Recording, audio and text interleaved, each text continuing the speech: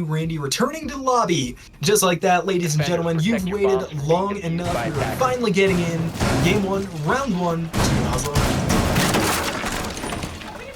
Let's see exactly what this Pulse is playing. My bet would be Kitchen Library. That's going to be the cornerstone for things like and then as the attackers deal with that, they're going to have to start dealing with frost mats and legion traps and pop-ins. They can't get too aggressive without clearing up that utility.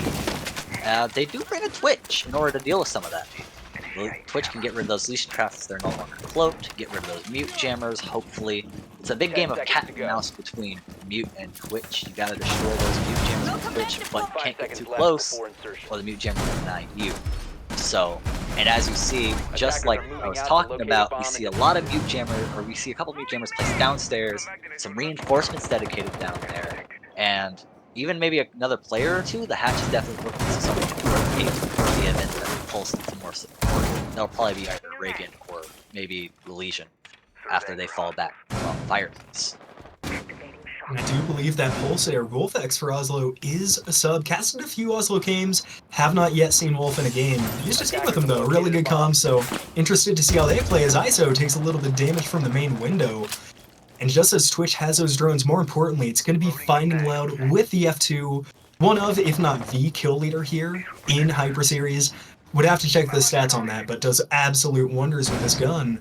Now Edmonton with a very, very heavy first floor push. You got 4 members looking to make various entries there on the base floor. Yeah, it's definitely going to be that roam clear. They can't directly push site because that Pulse is so much of a threat. So you've been seeing a lot of droning this past minute. You're going to start seeing a lot of utility, and Wolf is just going to try to play back, figure out where their push is coming from, figure out where this clear is coming from, and then play accordingly. It may be that he falls off and tries to stall a lot of time. He's doing a great job doing so. And in doing so, he's given intel to Boulevard, who will now take down Finding Louds. And another kill will come out for the Grizzly. Good early 2 picks here from Oslo. They're putting in some work early into this round. Only halfway gone. Already in a 5v3 for them though. Now we see some operators start to fall off. Legion gets away from the balcony, goes back to site. They've wasted enough utility with the Ash and the Twitch that they might be able to turtle up a little bit more than they normally would. What's important is they have now ceded library control, and it's only going to be Wolfex on the pulse rather there for the first floor. Gridlock gonna hit a Legion mine. Pulse knows where she is. C4 still in hand. Shotgun out, gonna be hesitating a little bit. I'd expect it's just an intel game. There's no reason to risk the life of the Pulse here.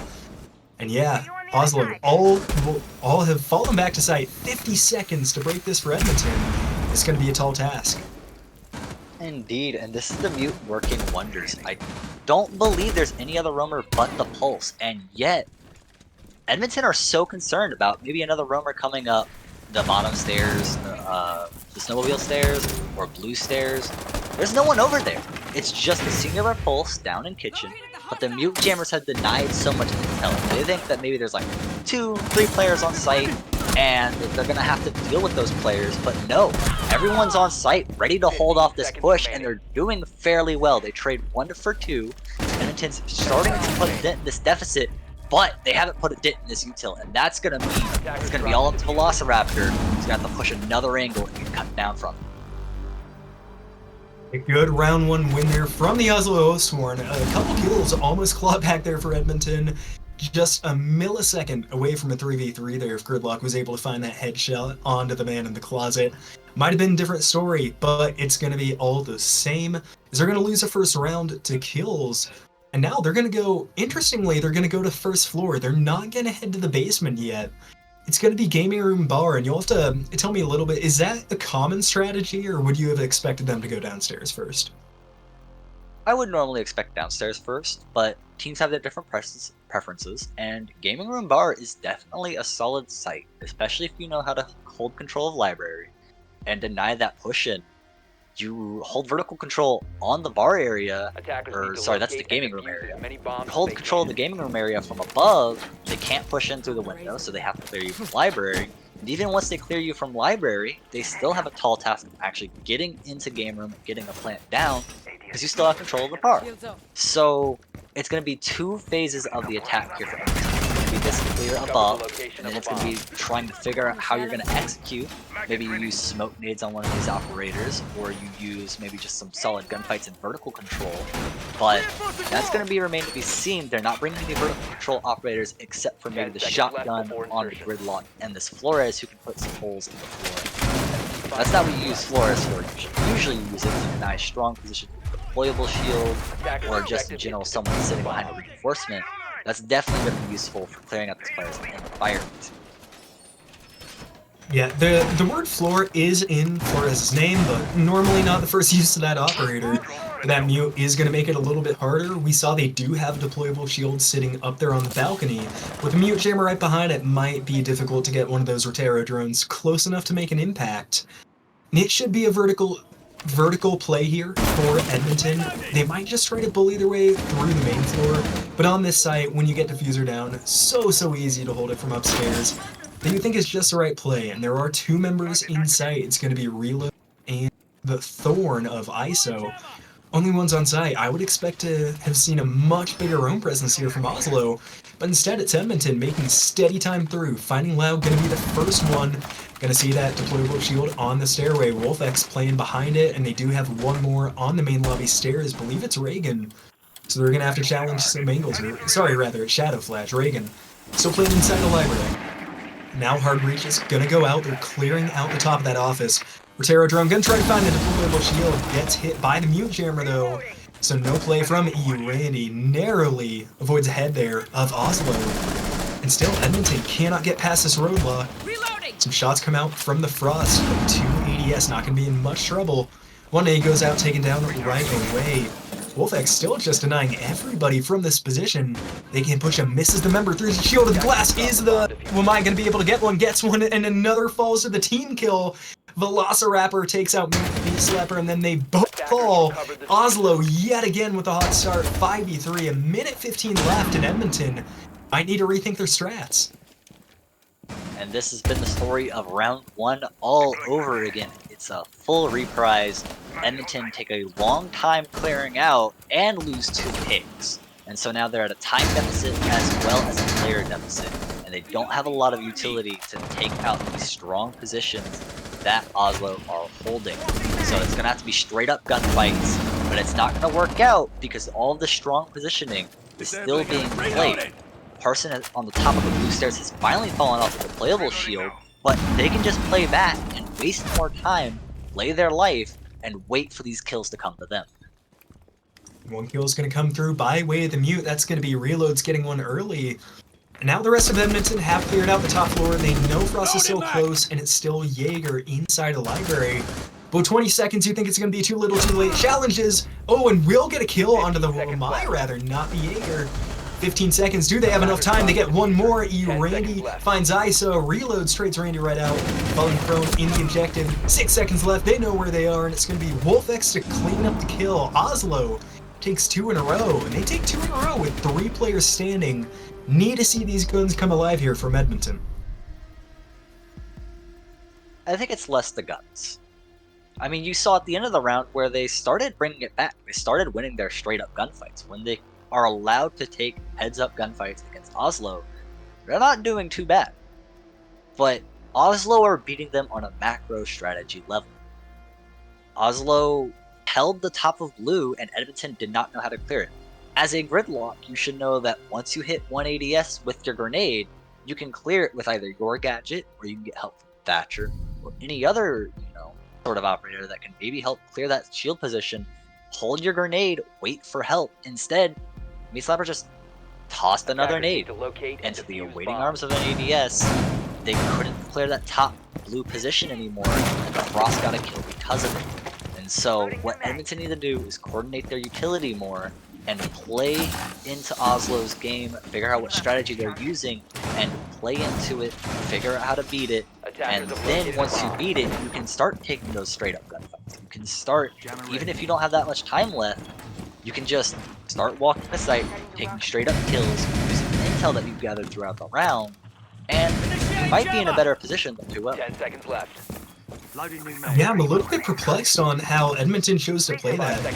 I mean, they had a Thatcher, they had frag grenades, they had gridlocks, track charges, and more importantly than that, they had a drone sitting a foot away. They knew the Frost was there, they knew the ADSs were there, and we didn't see a combination of an EMP with a Rotero drone. Literally the entire game. Could have forced that position out in 5 seconds if they were trying to play that carefully, play it right. Unfortunately, I think just a little bit frazzled to start this game can maybe chalk that one off. Back to the wait time.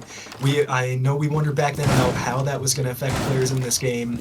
Obviously, don't want to say it's a cause of it, but Edmonton, they need a round win here. Maybe not necessarily for the score, just for the morals. And finding Loud going down, that's not going to help the mental state at all. Still stable, though.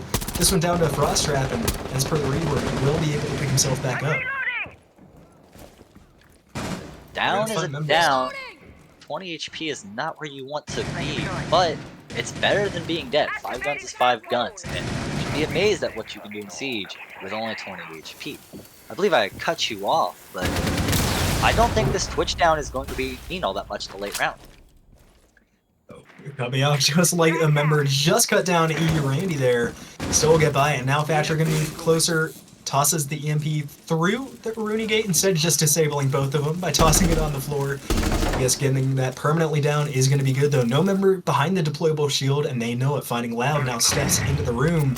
20 HP, not very forgiving there, and Mute looks away at the wrong time with the C4. C4 not going to find a single person. Doesn't blow it up yet. Now member's over, but it's going to be too late. They escape a tad late there from reloads. It's now one member sitting inside a Solar. It's going to be Wolfx on a Rooney. Shadow Flash, still inside the bathroom. Wolf doesn't have the reactions, but they miss the shot. Shadow Flash going to go down to Pastrano. One more Frost Trap means Velociraptor, also on 20 HP, finding Loud cut down from underneath. A good angle by the Rooney. Just like that, 4v2 and 25 HP. All that stands between Edmonton and a round 3 loss. And call me pessimistic, but they're going to have to do something incredible here to pull this one out. They still do have top floor control. Don't have many drones left to use. Can't see underneath. That Rooney is still a big threat. Obviously, a one-shot kill at this point. It just might be the waiting game. Velociraptor will open something up with the hard recharge. But with so much left to make up, Jaeger standing right in the doorway here. Is Isaac going to be able to find the kill, or is it going to be Wolfx prone? Rather, I think that's Reagan lying down on the floor, and indeed it's going to be Reagan getting the kill. Azami gets one, the Mute goes down, Velociraptor might be able to finish it, might not, but regardless, Thermite 15 seconds, shouldn't be able to do it, and they cannot. ISO with a finishing kill, and Oslo up 3-0, and that's a start you need after all the lobby debacle. Definitely. Edmonton's plan was walk in and take gunfights. I know I said that you should be very good on your heads-up gunfights. You haven't been doing bad on them. But you do need to clear the utility first. There was a whole roam setup from Oslo that Edmonton tried to ignore by walking in and taking gunfights, it looked like. And that definitely didn't work for them. Might have been a little bit frazzled, you know, having the Twitch go down early. It seemed like Oslo may be getting aggressive, maybe wanting to take a lot of early fights. But then Edmonton started to push in and get cut down by Oslo's angles. And, you know, all the power positions they were holding. Again, third time. And Edmonton didn't slow down and think about it and use one of their 8 remaining drones to figure out what to do next, to figure out where these players are playing. 8 drones, or sorry, they had 7, I believe. 7 drones. Attackers need to locate and 7 drones bomb. out in the field, and you don't have, you know, the intel on these positions the enemies playing. Maybe it's, you know, Edmonton are just losing their gunfights, but with 7 drones, you should be able to find a cheeky angle, maybe get some free picks working for you if those drones are being used to full effect, which makes me think that Edmonton are leaving a lot of flank drones, maybe a couple of cutoff drones. They're not using their full effect and using them to maybe try to initiate kills or gather hot information and how someone 10 seconds left. And I'll tell you something else crazy I've noticed. We haven't seen any of these operators banned out when they're not being used. There's no Dokkaebi, there's no Lion, there's no Jackal. There's so many operators in this game that not really eliminate the need for drones, but can tell you where they're playing in about 2 seconds. We're just not seeing it, and it's definitely a case of playing smarter, not harder. Edmonton, they're mechanically a good team, but they gotta start taking their time, doing the steps in the right order, because we're just not seeing them clear out what they should be clearing out. And like you said, they don't have all the intel, they have barely any of the intel, and they go into these fights. Finally, Drone Debut is going to be shot down immediately, though. Ooh, no, shots miss there. By reloads, Drone goes back in, one member down, finding Louds. Is that a frost trap or gunfire? Too early to tell, but Drone doing a very good distraction job. It looks like it was a down by a gun. Not only did we just see them, but it also, I would assume Twitch would be on the fighter. It's just a monster you can get up from those now. With Twitch not being recoverable, it seems, being deep in library, yes indeed, down to gunfire deep in library, they're gonna have to take control of fireplace in order to pick them up. And that's just not gonna happen. Meanwhile, Edmonton get their first opening hit. It's immediately traded back. Threefold as Shadow Flash gets an amazing kill there. And that's probably gonna seal the deal, but Edmonton doing a lot better by just getting the opening kill. They need to start doing more opening kills, working on their opening engagements. They can start snowballing this into maybe a couple attacking wins before the half. It's going to be a 4v1. Finding Labs is going to bleed out on the floor there. Too late from the gridlock, and a proximity alarm going to give her location away.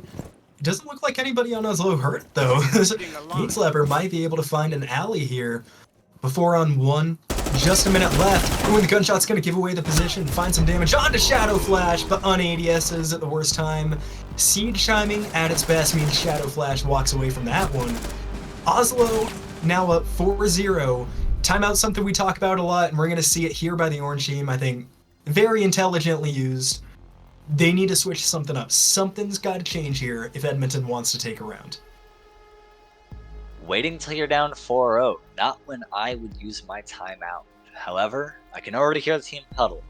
Okay guys, what are we doing?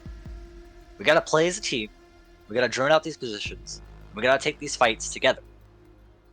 Someone was down in library, and we didn't have enough backup, and we didn't have another gun ready to trade it out. That's what I'm hearing right now, is I'm hearing we need to play together, play each other's refrags at the very least. I mean, we had 3 kills go unanswered by Oslo. They had 3 kills with not a response in sight by Edmonton because people are playing either separated or they're not putting themselves in positions to be refragged. So, Edmonton, yes, you can work on the utility game, but what's more immediate and what's very fixable right now is playing together, playing off your intel, and playing as a team, getting those refrags. Gonna see what adjustments they make out of this timeout here, as we did have one slight disconnect. Member back now. Sorry, lobby issues continue to plague us a bit. Hopefully we'll be gone by the time we get onto map 2. And by the way things have been going, could be there in as little as 15 minutes. Edmonton gonna need to make a big change here. And they know upstairs off the table. I was so happy. I thought we were gonna see the ram there from Finding Louds.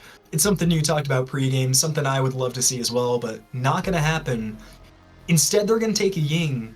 Strong operator, but yet again, no vertical control. And last time, they had vertical with about a minute left. Again, they have Flores and they do have Sophia. They have ways of opening up the floor. They don't need to like a sledge button to open up the entire scene. As long as you get the important angles, you don't need to open up the entire scene. That being said, you have to take control and start working those verticals. Sophia actually being swapped out, and oh boy, is that a Monty? Were my prediction is correct? It is something I wanted to see, it's just something I didn't expect to see. Velociraptor swapping over to the Monty, maybe saying, I can gather live intel, don't need a drone, this mute can't keep playing us. If you play off me, I can set up kills for you just by my pressure, and you haven't done it. 5 seconds left. Well, that's unfortunate if you're an Edmonton fan, and I mean, don't get me wrong, I'm probably a bigger Monty fan than most people. Love the operator. That being said, I know I talked about utility when they were here in Bar the last round, and they're doing the same setup. They have the same deployable shields, they have the ADS, they have the mute. You know what they don't have this time? A way of dealing with it. They don't have a Thatcher. They're going to use frag grenades to disable the ADSs. Then they're going to have an ash charge to try to blow the shields apart. And yet again, I just don't think they're bringing enough utility here. We're going to see, though, they do have Monty. Like you said, they have that live drone. They have a way to stop the aggression here from Oslo. And they're going to find it soon. It's the exact same setup here from the Oathsworn. So if you're Vegas, take notes. If you go back to Chalet, this could be what they're doing. They're going to move Monty up fast. Going to meet some eyeline soon, as it's going to be Jaeger standing inside the library, waiting for a kill. Randy returns a little bit too late to be involved. They know Frost is on the stairs yet again, but they're not going to be able to use any utility to clear her out. Monty can't push past the doorway because there's a person on balcony to his left. And this is a rough spot again for Oslo. They're going to lose a little bit of health on the side of Edmonton. It's going to be Fine Lab taking some, just like that. Grenade taken away, so is Ash's charge, and the shield still stands yet again. And now they are completely out of utility here for Edmonton once again. Those Gridlock Track Stingers did get all the way into the back. This would be a perfect time to deal with that shield. I don't know. No, it hasn't been dealt. They got a Gridlock Track Stinger over the shield, but not a grenade or an Ash charge over the shield. That's not great, and that means that Wolf is going to continue to play these angles, continue to get kills. There's not much way that Edmonton have to deal with it. Velociraptor is going to try to fight this shield head on, try to take control of the upper fireplace, and will down Wamai. That does not get them control of everything. They still have to deal with Jaeger, and Frost have full top control. But with Jaeger falling away, they're that much closer to being able to leverage this top puzzle. Cover me! Reloading behind me! They are going to get a kill. In return, they're going to take out Shadow Flash, which means yet again they're going to have vertical control with about a minute left without any Ash charges and no destructive power from Twitch. It means there is no way of getting this floor open. It's going to have to be a straight push or drops down in the hatches. Nash is on the main floor. That G36 can do a ton of damage, and it's going to need to go loud here if they want to do anything. Still have a Monty, still have a way to push into this site. There's only 25 seconds left. Frost now falling off to the bottom floor. Could find a sneaky angle. They don't have time to drone it out. Jaeger looks away at the wrong minute. Wolf gets one. ISO gets another. Monty the last one. And you know about shield-offs in these scenarios. Gets one kill to take with him. Can he get a second? No, he cannot. Reloads, takes down Velociraptor. Round 5 for Oslo, and they are showing no signs of slowing down. I don't want to give Edmonton too much flack. They did have someone disconnect, and that's always unfortunate, and it puts you at a huge disadvantage. They did a lot better trying to deal with the shield. They just juggled the utility a little bit wrong. There definitely could have been a grenade there to hit that shield, possibly clear that Frost player. The Frost player wasn't concerned at all. That could have been a grenade that sailed over their head and detonated. That would prevent a lot of Edmonton's blues, especially when the Monty was able to take control of Fireplace. So the Monty play worked. They're not going to go for it again, as they're going to attack kitchen dining this time.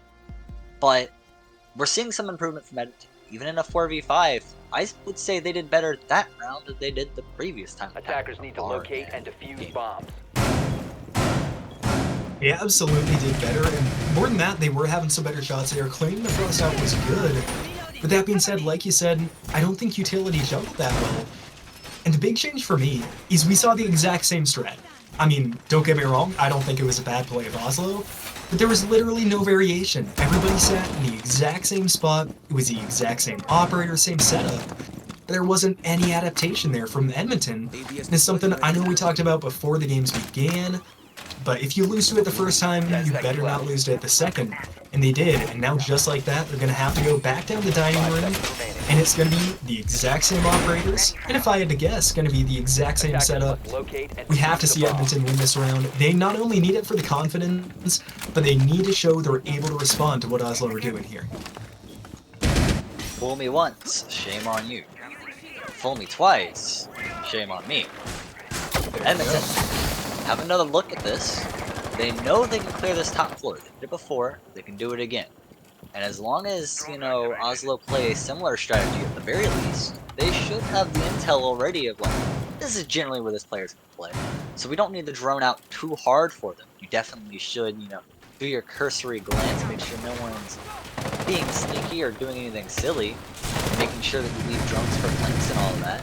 But Edmonton need to not lose the opening kill here. They need to clear out this utility, leverage themselves an opening gun to fight, and from there, they can start to do damage on the top floor with this buff. something they didn't have last time. They're moving much quicker and much more efficiently. There was a member in bathroom this last time, and this time they're going to be ready for it. They force him out. Just like that, top floor control with 2 minutes left. Already a different Edmonton, but ISO gets a kill on the flank. We saw it in the background. Library stairs do go crazy. Now Edmonton, like you said last time, they had like 7 drones. Throw one of them on the stairs, have Randy watch it. Do not lose another member there.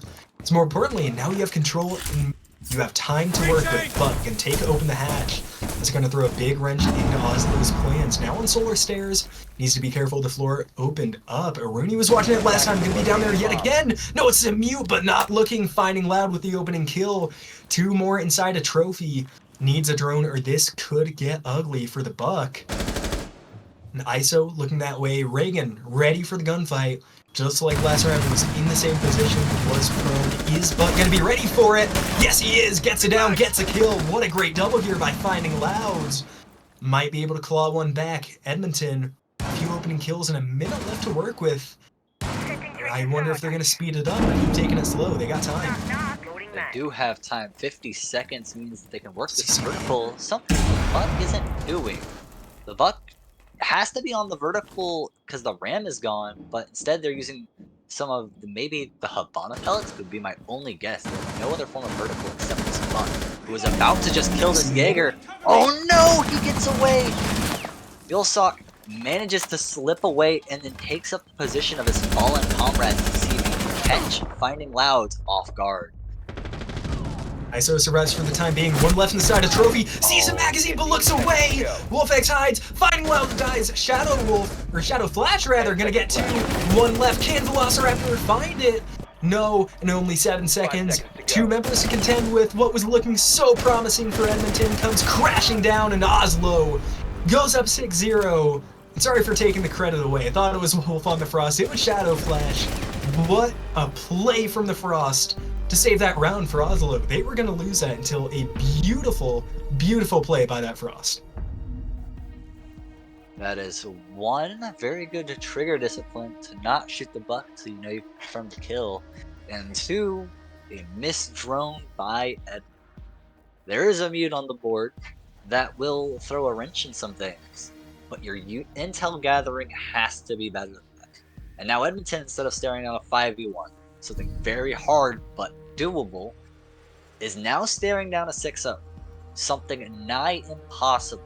So hard to overcome, I would imagine that 99% of, match point versus 0 points, I would say 99% of that goes to the other team. It's just too hard to come back from. You really gotta dig deep and not make any mistakes. There is no lifeline for Edmonton if they want to take this map. If I am Oslo, I'm almost talking about the next map. You gotta take it 1 map at a time, but I'm starting to think, okay, we got this map in the bag. How are they gonna adapt? How are they gonna try to change? And how are we feeling about the next one? Absolutely. Hard to imagine that their minds are already going forward a bit. Obviously, you kind of never want to find yourself in that position because you can start to maybe start to get lazy, overlook stuff. Hopefully it shouldn't be a problem there for Oslos. They're on the brink of taking this one. But I think there's always positives to look at. For Edmonton, that was a much, much better round. Even if you don't close it out, even if you're now on match point, you gotta think the mentals are going to be up at least a little bit after that. They played it well, but they're going to have to play well for 6 consecutive rounds here. And somewhere we haven't seen yet. They're going to go to the basement. I mean, Oslo has been avoiding it for a reason. Maybe we're going to see if there's a reason why he should avoid basement if they can take this attacking round. Edmonton going to have their work cut out for him. They do a bandit, but not playing on the garage wall. So with the Thatcher, that could get opened in mere seconds there for Oslo. With a grenade on the board by the gridlock, it can be hard to play that much. You don't want to die trying to do something that likely you're not going to be able to do anyway. It's very difficult in order to bandit trick that ball successfully. That being said, the bandit has a strong gun, can go above, can get those kills, so their utility is already down. They don't have to worry about it. Finding themselves at another round or man disadvantage early, however, is not where Edmonton want to play. There's a sight to win. Being down the player already, this is it. Play passive, hold your angles, don't give them an inch. But as I say that, the wall gets open, and that's going to be a great pretend monster. Late reactions here from the Uzami. Maybe could have gotten the kill if they were just lightning quick with it. Attackers have But a located tough a ask bomb. for anyone, and a disconnect means that now Edmonton gonna have to play with 4 members for 2 minutes. Shadow Flash holding the flank. So Velociraptor is still upstairs. It's a complete back take here from Oslo. They're gonna lose one though. Reagan goes down to Fighting Loud in the basement. ISO taking a little bit of damage. ISO taking a lot more damage. Trying to find the angle. Won't work out. Fighting Loud finally gonna fall to Wolfx now. It's gonna be the Flores getting involved. Looking with another Terror Charge, but Velociraptor finds Shadow Flash on the back. They were ready for the flank, but not quite. Diffuser gonna go down, Reloads gets it, and just now a 2v3 for Edmonton. Bandit, can he find one? Bandit not moving the reticle over far enough. Reloads gets a closer. There's a reason Garage wasn't played. Gets played once and gets taken by the attack. Oslo on top. They win the first map 7-0. Oslo played, I don't want to say perfect. It's hard to be perfect. But when you flawless victory someone, that's the first thing that comes to mind. Perfect. Oslo didn't give Edmonton any in. Edmonton had their own challenges related to, players dropping, and it can be hard to attack Chalet. However, it's very hard to look at a 7-0 and say Oslo's just not the better team. You have to say, like, Oslo came in, they played their darndest, they really came out and earned that win. They absolutely did. And I know we always like to kind of break wins down, see really where it went wrong. If I'm Edmonton, you almost got to completely reset the mental. It was a bad game. I mean, there's no getting around that. We're certainly not going to harp on them for it. But like we said at the end of round 6, even going into round 7, there were bright spots, There's things you can build on, and more than that, there's some very easily identifiable stuff that you can work on, turn it around here, and they're going to have to in game number 2, but we are going to throw it to a short break until we will be right back for the inciting conclusion or continuation with game 1 of the playoffs.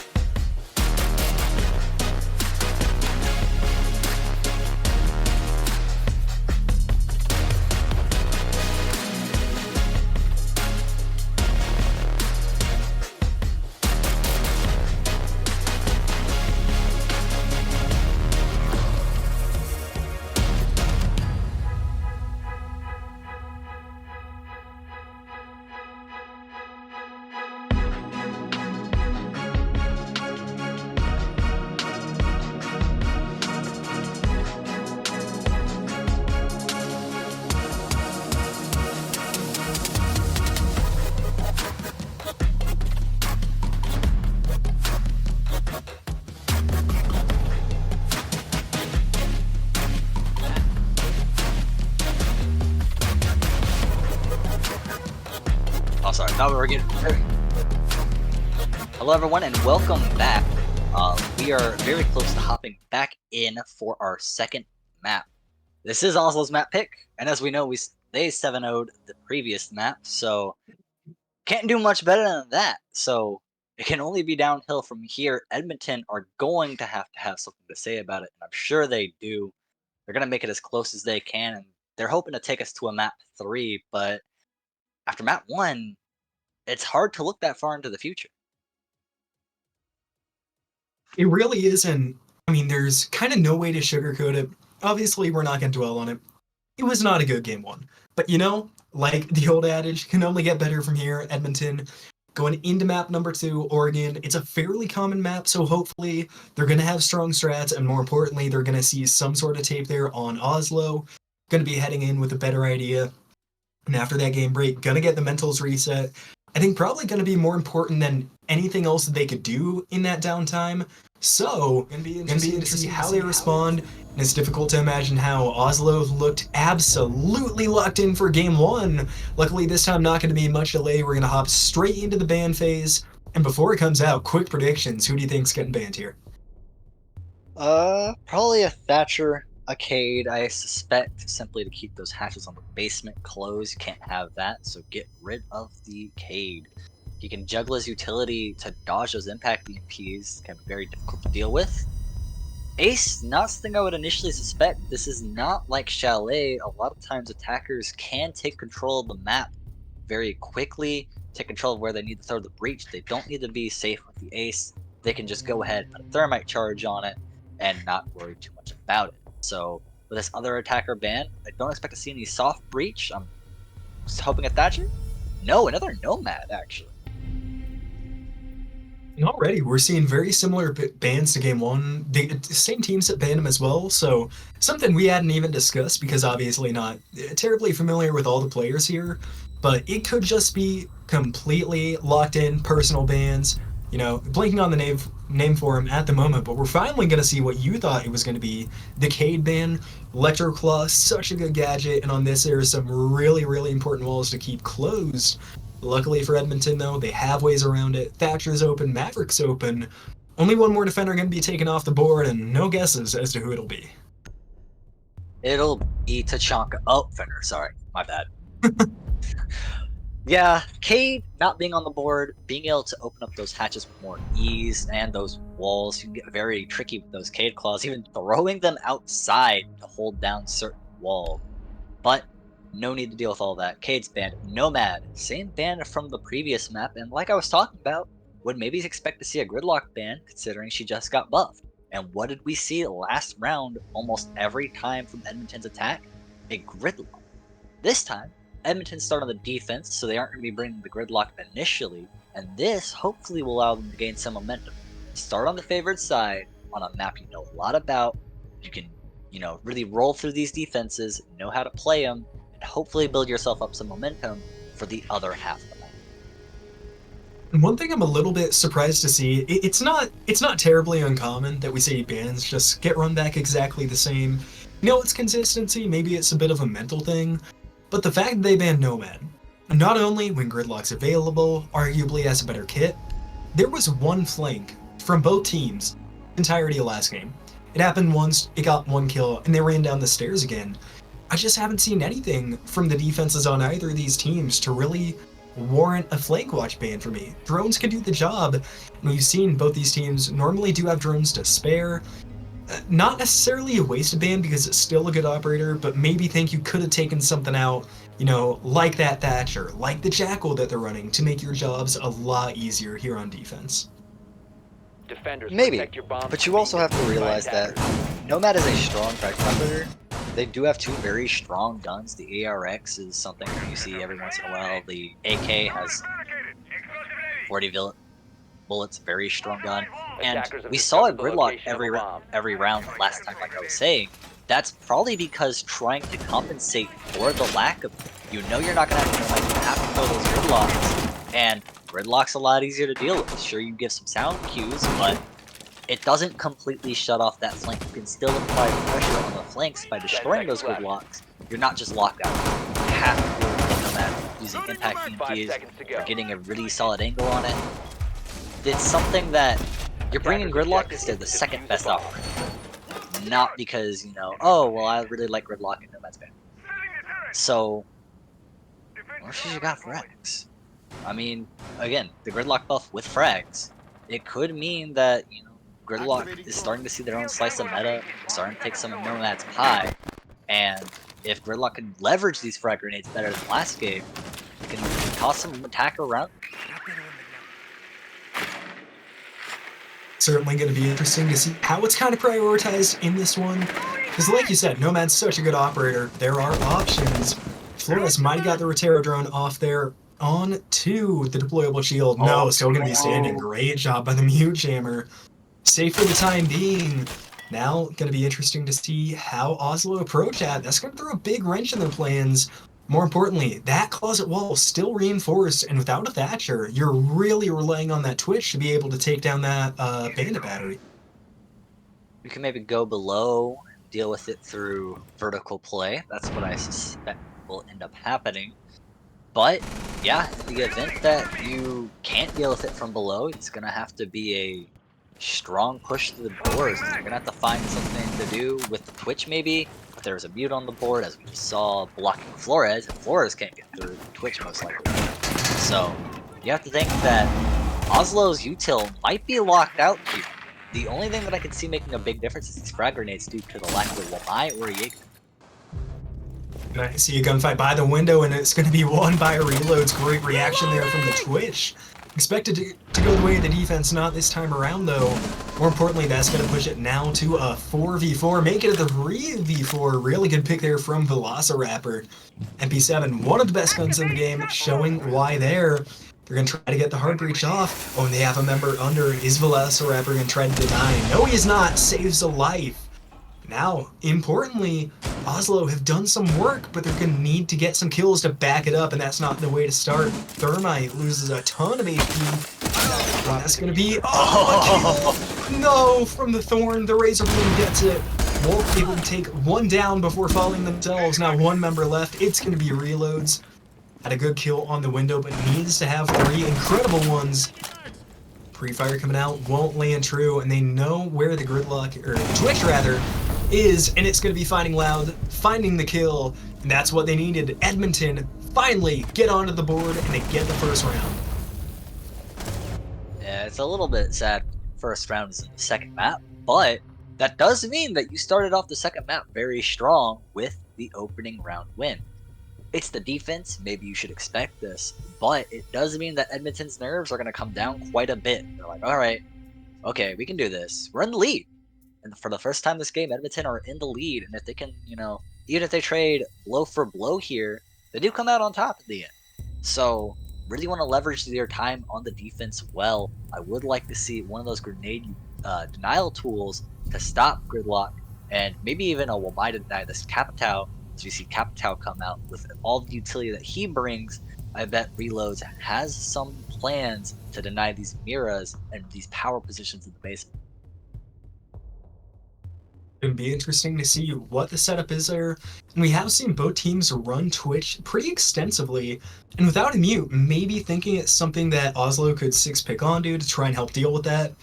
They also do have a Hibana, and without the mute, without the Bandit, you know, I like seeing the mirror there. I think it's a great operator for the site, but there's really not a whole ton keeping those black mirrors open. Maybe a little bit of a oversight here for Edmonton. They're really relying on those pests from the Mozzie to just completely shut it down.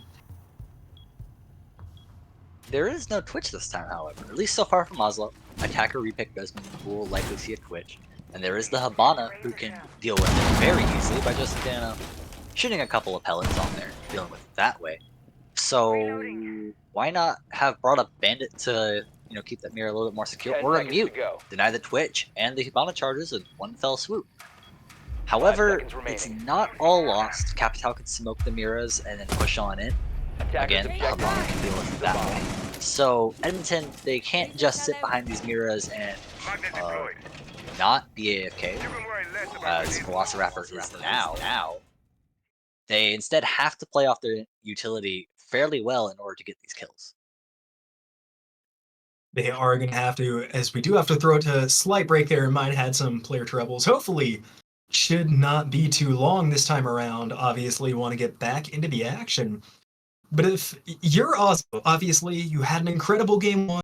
You're probably not going to let this momentary setback there in the round one loss kind of mess with your head too much. What do you have to do to get back on track here? Do you think they're going to change up their strategy going in to make sure they claw this round back? Or is it just kind of business as normal? I don't expect to see a pocket strat from Oslo. Oslo played a very safe chalet.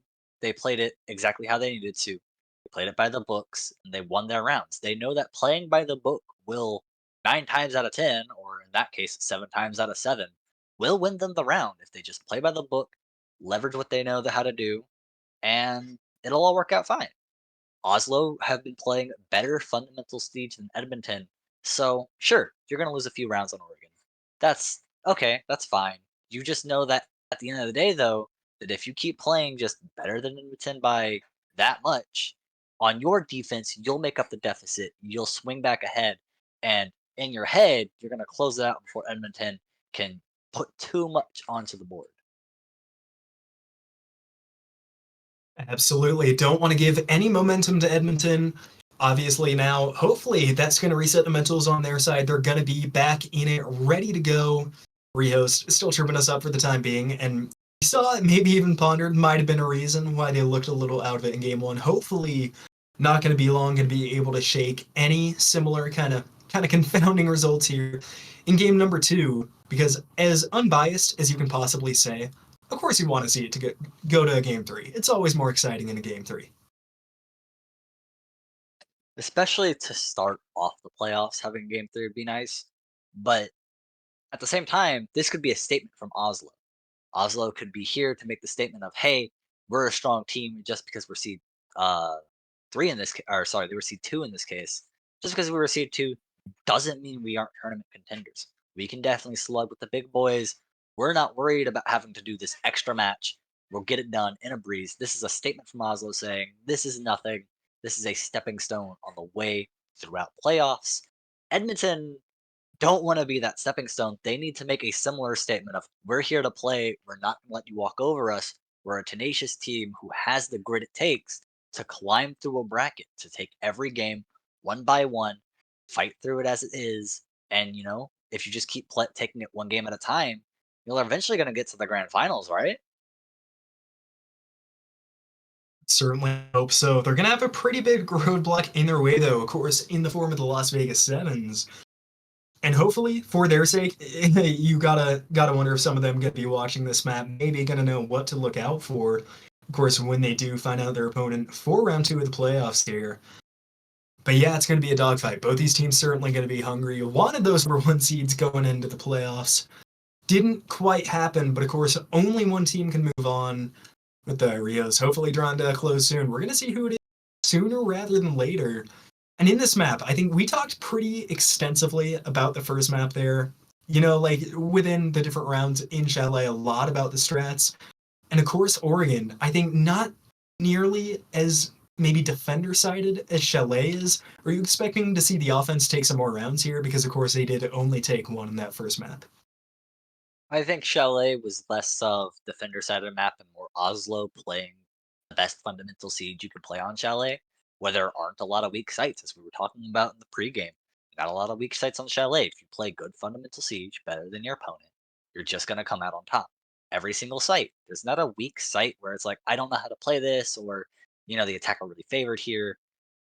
Edmonton on Oregon at least get the confidence builder of, hey, we could take a few easy wins on defense.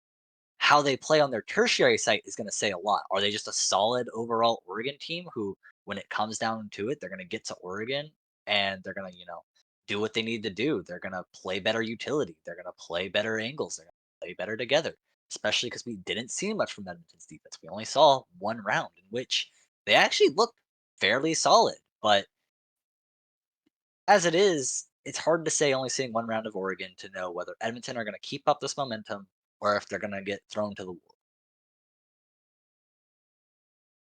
Yeah, and certainly going to be something we look forward to seeing. And like you said, Shelly, not necessarily sorry, blanking on the name here. Not necessarily defender-sided. So maybe Oslo starting on attack here if we're going to see some of that continued aggressive gameplay, continued just kind of clean fundamental play. Might see the attack take home a few more rounds, make that second turn of defense a little bit more interesting.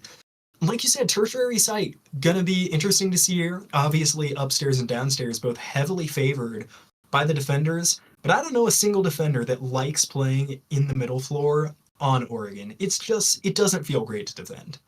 It's me. I'm sorry to break You like it's it? me. Oh, I no. actually really like, and this is gonna sound weird, I really like shower extensions on kitchen, not dining. No, it is kitchen dining. On kitchen dining, I really like extending the shower, playing that area. It's a big, there's a lot of angles to play as an attacker, a lot of angles to play as a defender, and as long as you know how to hold those angles properly, it can be kind of hard to wrestle control there. So I like it. I know no one else does. I just love being up 2-0 on Oregon and ranked and being like, "Hey guys, I got a plan." And everyone's like, "Oh no, not again." And then we win it because I'm just better sometimes. Must be pretty cool in fantasy land there, but hopefully for the side of Edmonton. Oh, I'm sorry. I had to do it to you, but I couldn't take all the middle floor is good talk. But to each their own, and hopefully for some people on Edmonton here, of course you want to get to that middle site. As we have another disconnect, hopefully it will not turn into anything more. We know you've all waited long enough. But yeah, if they do win here on Supply Laundry, they are going to have to do something with that middle floor. Whether they do that showers kind of extended play or they go into the meeting room, going to be interesting to see how they prioritize it. For the time being, though, we'll just focus on Supply Room, and it's a very different team setup here for Edmonton. Oh, and we're seeing a little bit of moving around. Velociraptor's trying to remember how they exactly play the site. They're jockeying around the roles. Now we see the bandit on Wajax. Or how does he want that name pronounced? Whiskax? Oh, Whiskas. Whiskas. I think it's Whiskas, and then the one you called Ilsock earlier is ISO. Just gotta it get all looks the like pronunciations an over the L. way. Oh, I completely get it. Yeah. ISO doesn't take any L's. I understand. Yep. Oh, okay. See, we came around to it. That's really. I mean, you gotta switch your Discord bio, ISO, if you're listening to this. That's a pretty good one.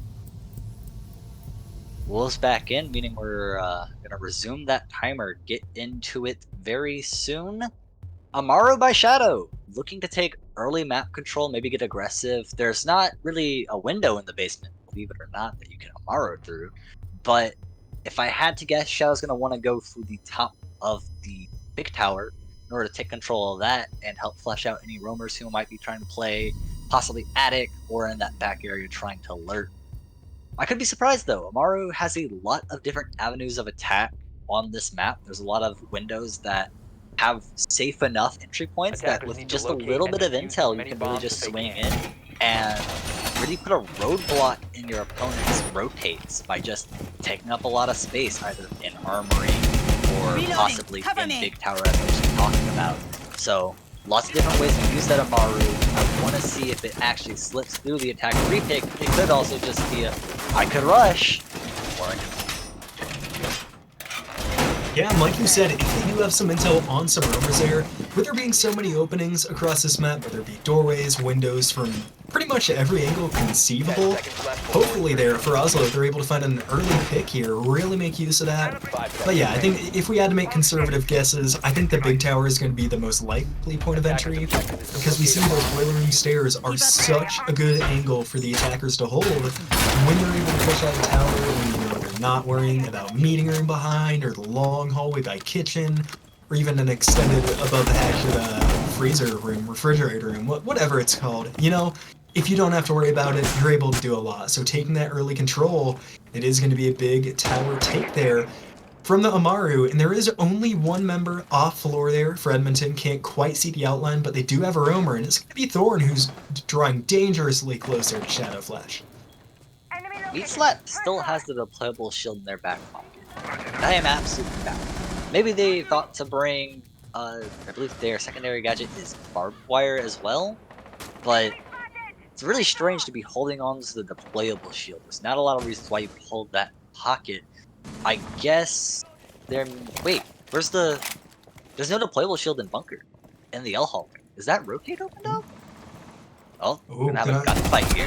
Oh, gets Yamaru. That's big. And another one falls as well. Meat Slapper here with 2. Reagan falls. And it all goes disastrous. Big tower turned into a kill box. Looking for one more, running out of ammo, has to disengage. Now Oslo, they're in a little bit of a pickle. They need to force out the Thorn. How are you going to do that? Meat Slapper only credited for 1 kill, so 1 was just an assist. Couldn't see who got the kill credit on their teammate. Loud. I believe it's Finding Loud there. Yeah, Finding Loud from the boiler room. Does get it. And now, just like that, Oslo can turn something around. Might lose a third. Not going to happen, though. Finding Loud cannot find it. Reloads. Going to take it for that. Now getting hatches open. They force a Thorn back towards the site. Oslo still has time to work with here. They can turn this around, but they're going to need some stellar shots. You've lost a lot of time. You're at a man disadvantage. And the only player with a kill this round is very low on HP. It cost them a lot to get that kill. That being said, Slapper has gotten back to site. They can hold these crossfires. Edmonton have put themselves in a great position to take this around. They just need to close it out.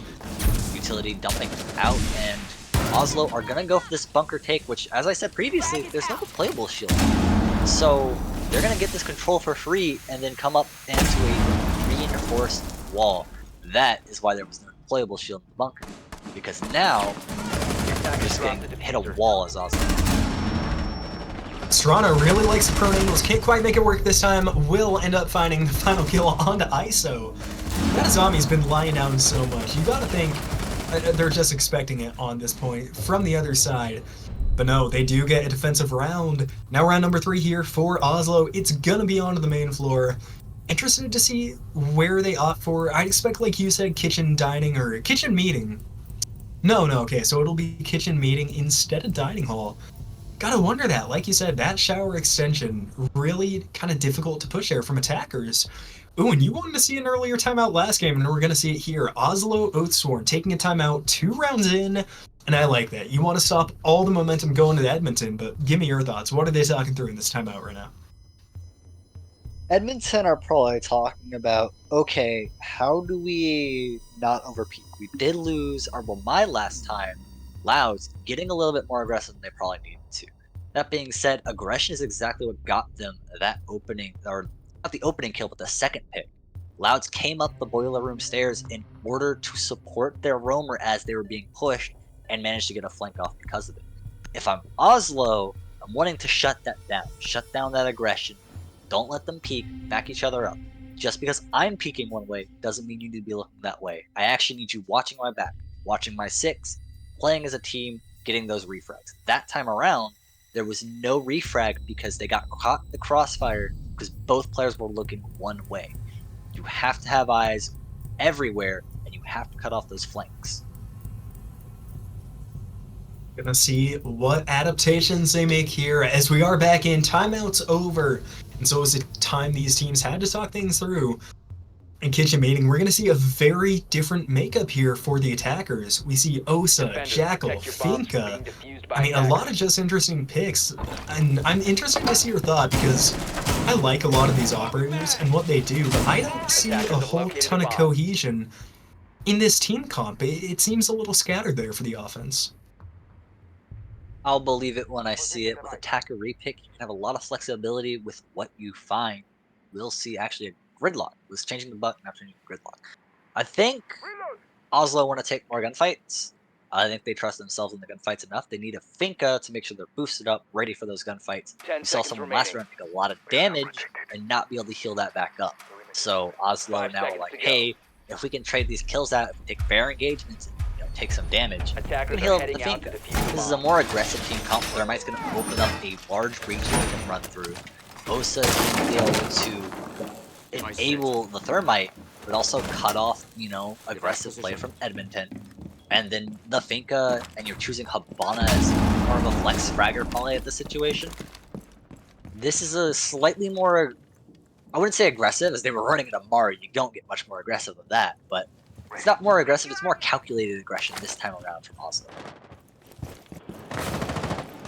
It is, and they're going to start making their push here. Ooh, Meat Slapper taking a lot of damage, and most of the bandit batteries already placed, so not too many moles to work through, and there are impact EMPs here from ISO.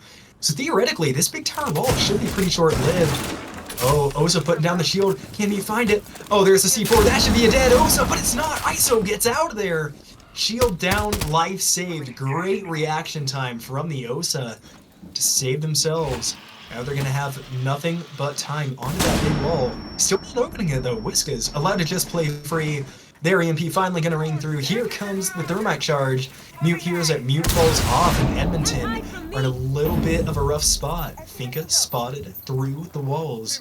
With those X-Kairos going out onto the wall, bandit batteries should be back up by the time they ring through. Oh, missing a kill though! It's gonna be Finding Loud, finding another, gets a kill early, second joins him, that's gonna be Meat Slapper on to Shadow Flash. Oh, and it was looking so good, but now looking tough to come by here for Oslo. Upstairs wall indeed not opened up, they get one kill, can they make it a second? Finding Loud and Meat Slapper, both on low health, sees ahead, looks past. How is the castle still alive here? Hasn't changed angles, might not need to. Velociraptor goes down, so does Meat Slapper, just like that. It's an effective 3v2. But Strano and Finding Loud's trying to keep this one alive for Edmonton. Are they going to be able to do it? Finka running through, won't hit the gunshots though, crouching just out of view. Oslo has time, they have 50 seconds. More importantly, no one's in the sight. Pastrano goes down, it's just Finding Louds, and now it's just Oslo. They take round 3, the timeout paid off. They do what they need to, they find one back. Edmonton, now only up by 1. That was a macro mistake from Edmonton. Your macro strategy needed a little bit of work there. Notice how they had full control of upstairs. Oslo were pushing straight in through that breach, all 5 of them. And they were going to go for a stage plant, it was going to be great, and then play the angles. How do you stop that as Edmonton? Well, you have a few options. You can go into the attic and open up the hatch, which Edmonton had full control of. You can go below and play your C4. Your 2 C4s, sorry, died before they could fall. That probably would have been the Mute jammer who Whiskas was playing last time. Mute could have fallen back after the breach was opened downstairs and waited for a call to throw that nitro. Or you could, just put a little bit more utility in front of it. Have some intel like some bulletproofs or Valk cams, maybe even a Maestro or Echo, in order to, really get the intel on when Oslo are pushing and planting. But Edmonton didn't do any of that.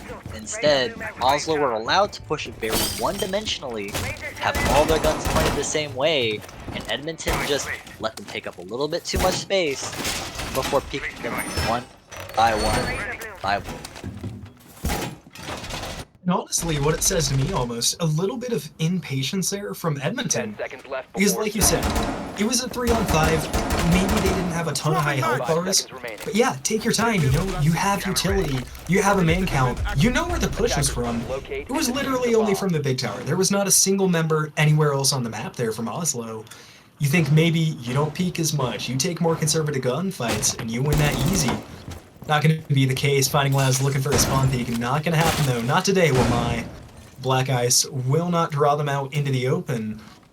Is now Edmonton. They are back upstairs again. They won this the first round pretty convincingly. Interested to see if Oslo is going to vary their approach at all, because last time it did not work too well. If memory serves me well, Oslo went for a main breach. They did manage to open up the wall. They didn't really do a good job of clearing out the roamers. They did eventually get Bandit on the roam. I believe that was Velociraptor last time. Might have been someone else playing Bandit. They did get the Bandit on the roam last time, after the Bandit had gotten killed.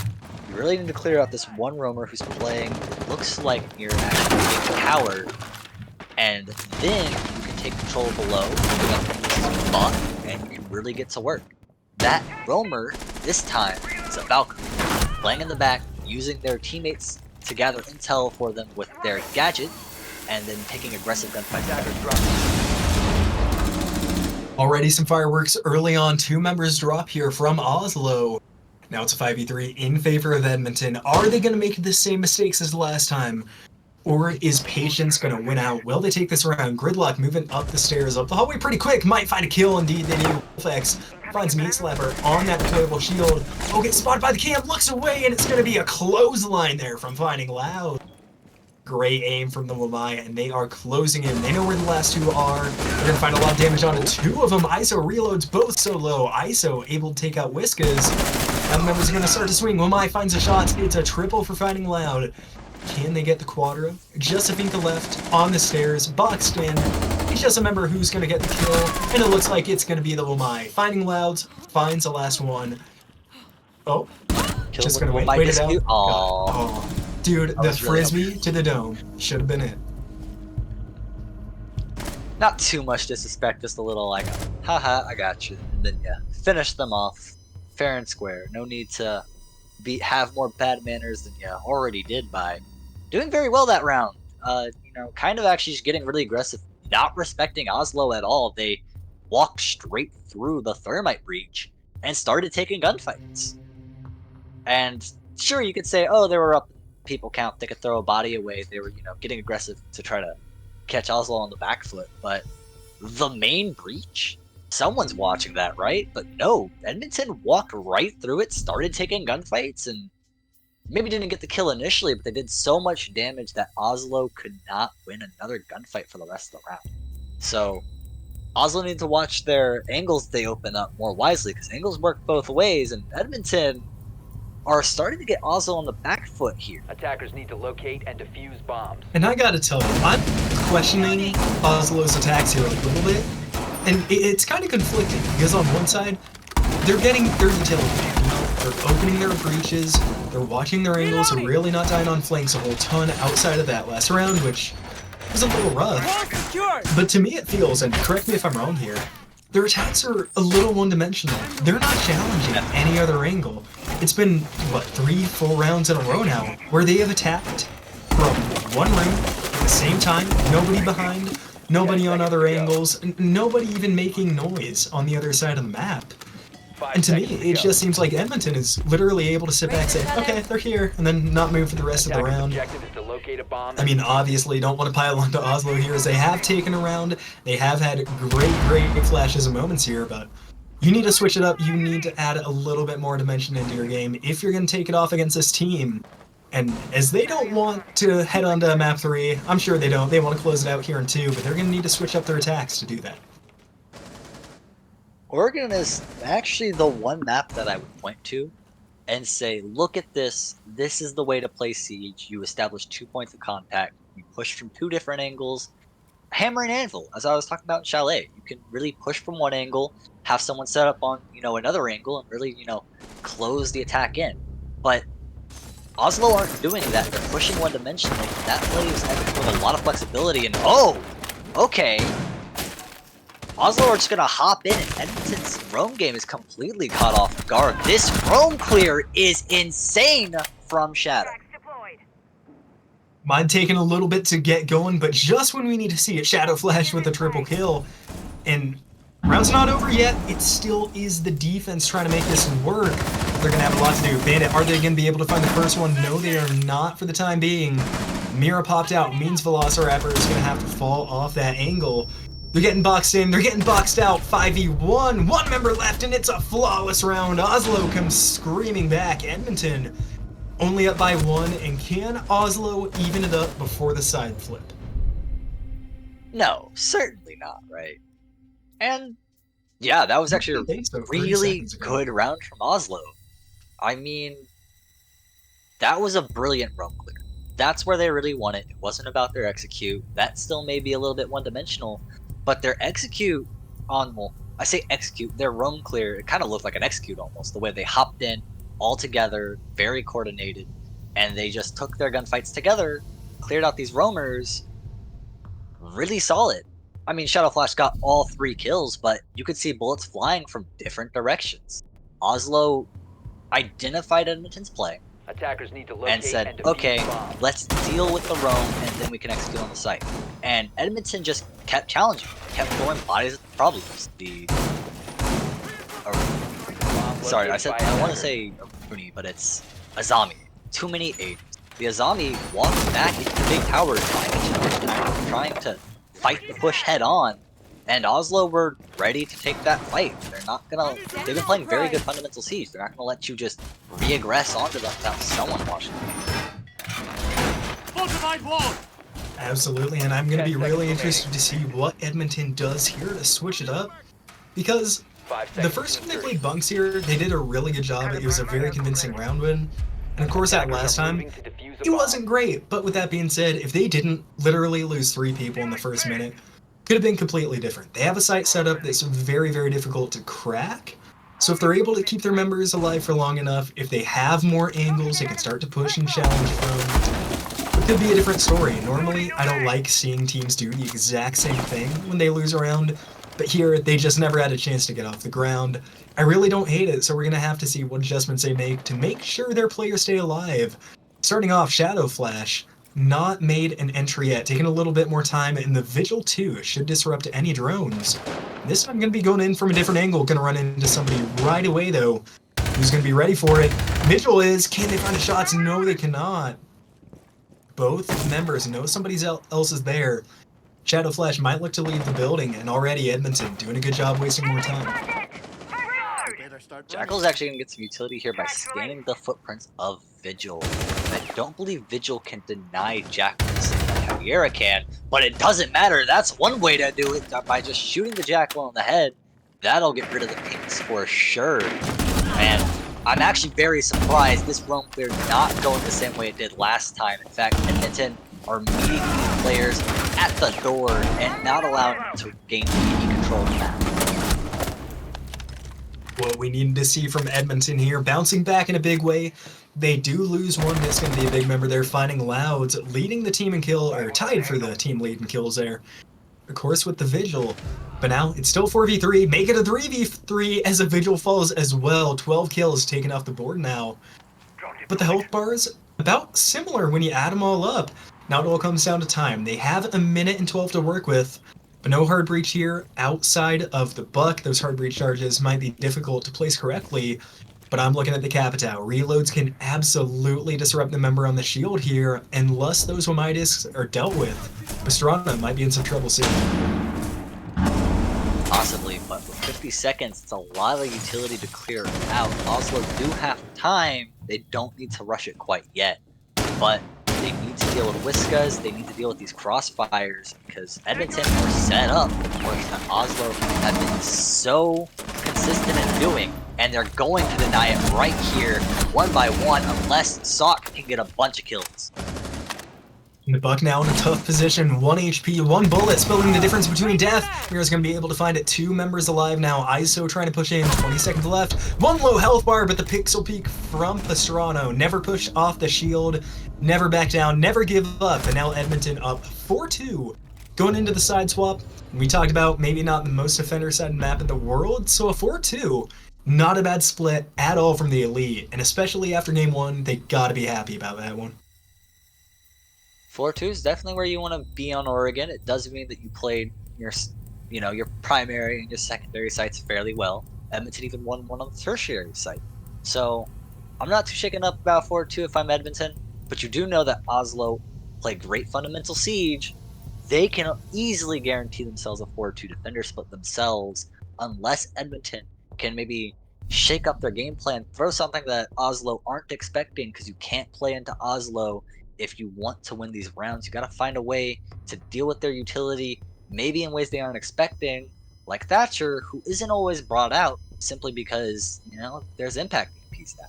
So Thatcher, placed correctly, can get some of this utility through walls and through floors, and possibly disrupt the util game from Oslo, and that will allow you to get a breach inside. It should. Obviously, those normal EMPs a little bit more difficult to play around ADSs when you can just kind of throw them at a weird angle to avoid them. However, still should find value with the big enough range. We have seen, though, Edmonton haven't played around the ADSs too well so far this set, so maybe some more drone work. A little bit more time taken with the new jammers as well.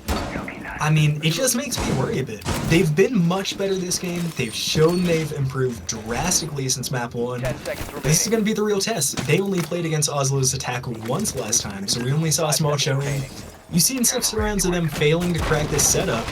Something needs to change here, and they've brought a lot of soft destruction, something they did not have throughout the entirety of Game 1.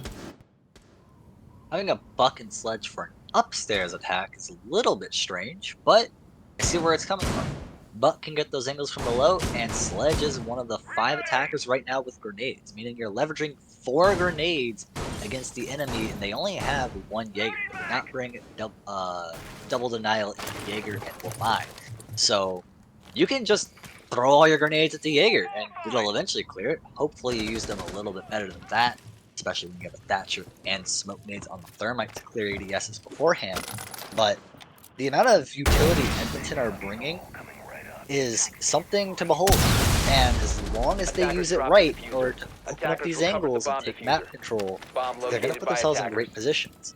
However, Oslo have opened up a lot of aggressive angles. They can take their fights really well if they coordinate it, especially if Jaeger and you, that'll be Wolf and Saw, if they can coordinate against these players pushing at it, they can get a couple of picks and then fall off.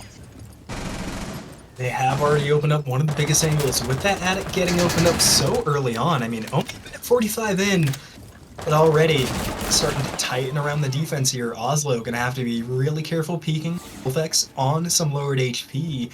And with the only C4 of the team gonna be important utility.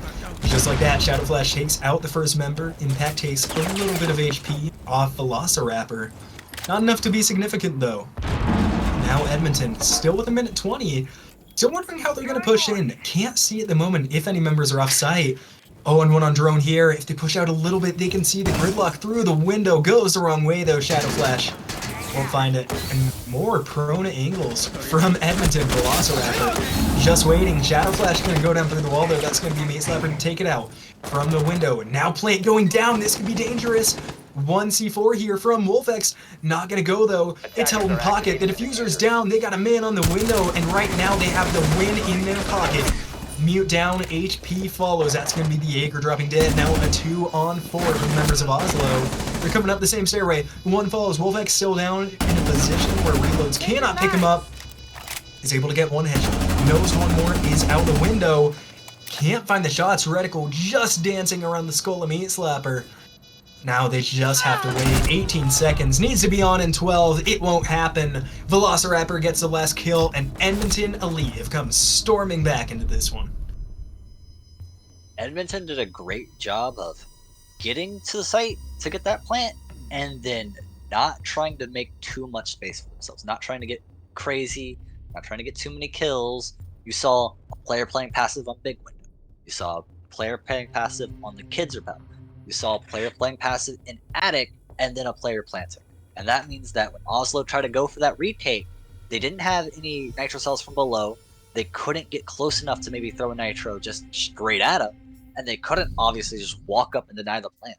I thought for sure the player going for the flank through the Attic, trying to get a kill by wrapping around through the rotate hole, was definitely going to win. But no, there's a player in Attic waiting for that. They know exactly the routes that Oslo are going to take to try to deny the plant, and they shut them down. And that's exactly what you need when you're on attack, given that much control.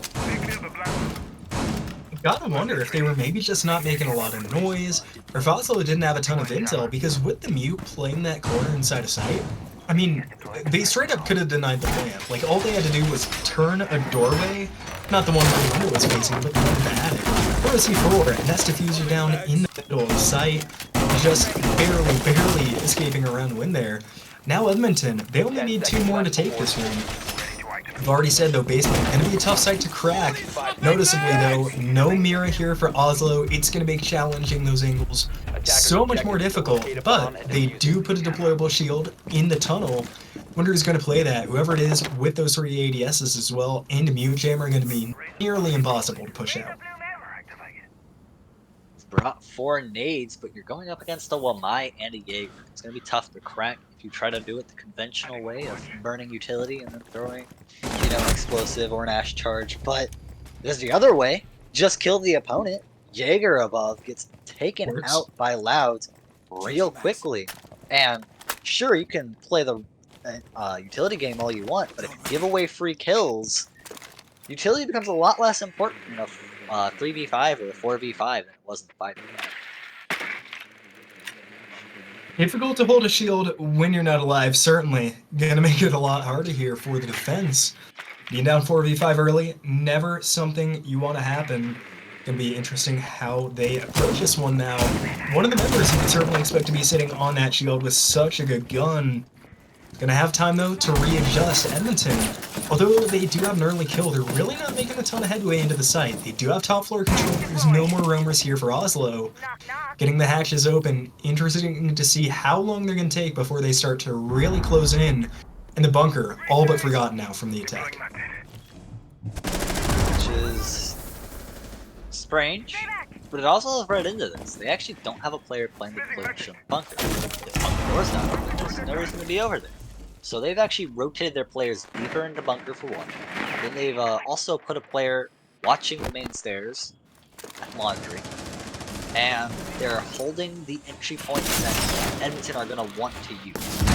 And that grenade actually gets really close to killing the there. But they're not pushing down. They're going to be trying to use these grenades and these gunfights to find a suitable foothold to launch the rest of their attack. Magnucell goes out to deny it initially, and a good kill by Reagan means that's going to be heated up to a 3v3 with 50 minutes. They see the buck, they're going to cut it down to a 3v2, finding Louds not enough intel to challenge that fight. Just like that, it's down to Whiskas and Velociraptor. Make it just Whiskas, and now with those pellets opening, they know where the Habana's at. Reagan creeps out of the basement, inches away from getting a kill through the wall there onto Whiskas. Poor Habana just now has to reposition. With 28 seconds to do so, with blinding yourself, you're stacking all the odds against you. Meleeing the air won't work, shooting the camera, giving the position away.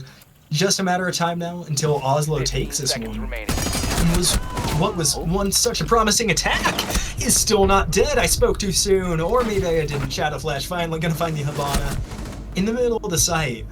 And before we dissect that round any further, I gotta wonder, and maybe you can teach me a little bit here, why do they keep finding Louds onto the buck? I mean, very good with the gun, obviously one of their top fraggers, but really doesn't seem like he's staying upstairs long enough to truly put that operator to good use. On a site like Basement, with not much vertical play, you're playing him mostly for the gun and maybe for the secondary hard breach gadgets. Didn't need to be used, they still have the Habana, so not a lot of utility being brought out by the buck, but it does seem to be Loud's comfort on it. They played it a lot on Chalet, they were really aggressive with it, and there was times where I was expecting the buck to go play vertical, and instead they kept getting aggressive. They started trying to, work on the side attack by holding angles, pushing up, creating space, but sometimes it's just like that. I mean, we consider Ash to be an entry fragger with a good gun, free speed, but at the end of the day, if you're not use those those drill charges, what are you going to be doing? Well, you're still going to be running an R4C and a similar thing with Buck. You do have it utility. It is very good, but when you're not using it, you're still using a very strong gun.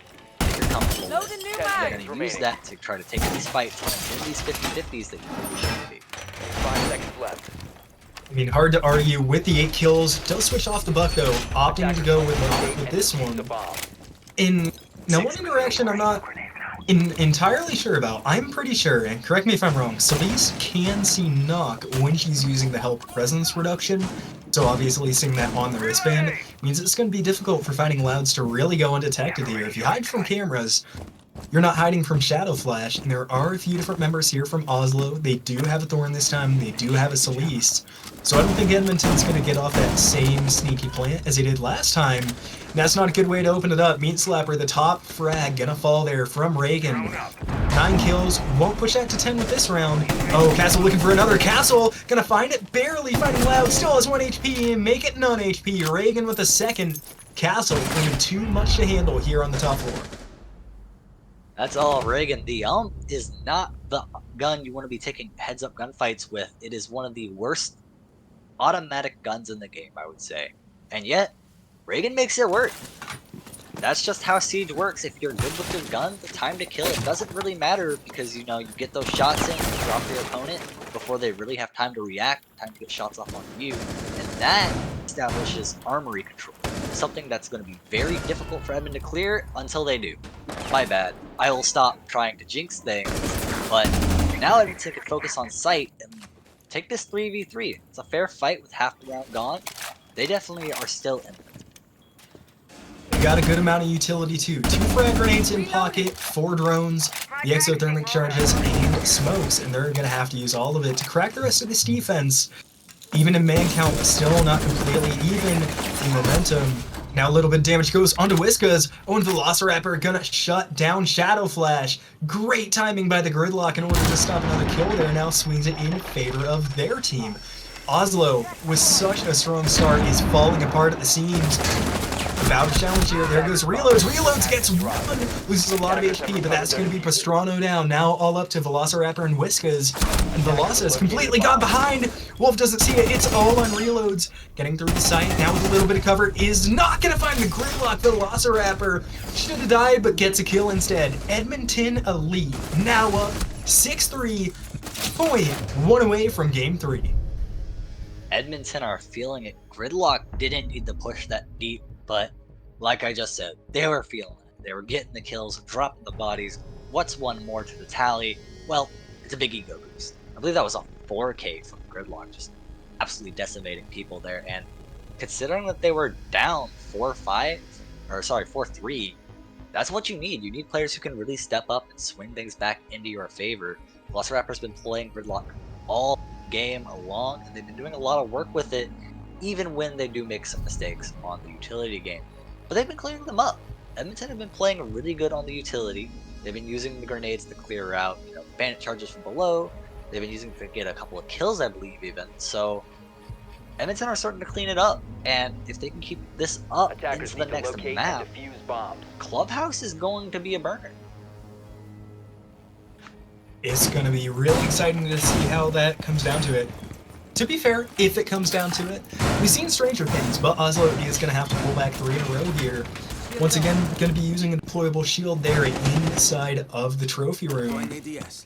And yeah, they're going to have to work to push it out. Last time we saw really big 2 early kills there from Reagan, and it'll be difficult to say we can count on the same. Like you mentioned last round, UMP is not a great weapon. Further than that, they know Reagan's going to be an armory. They're certainly not going to have 2 people die, and that is a scary pick if you're an attacker. That is a Ying, and there is a Warden and a Jaeger, so there's some ways to deal with it. But yeah, that's going to be chaos if this round goes long enough. I do like Ying. I think Ying is a solid operator when used correctly. Annoying to play against, sure.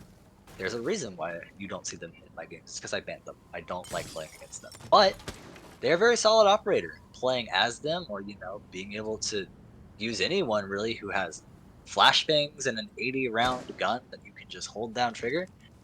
A little bit of aim practice and you can start tearing through teams without even reloading. So I'm definitely suspecting that Whiskas is definitely going to try to make something work, try to hit their own angle, and if Oslo take a little bit of a, you know, stop watching an angle or take a little bit of a break from holding control of something, Whiskas could just jump in and clear out the team.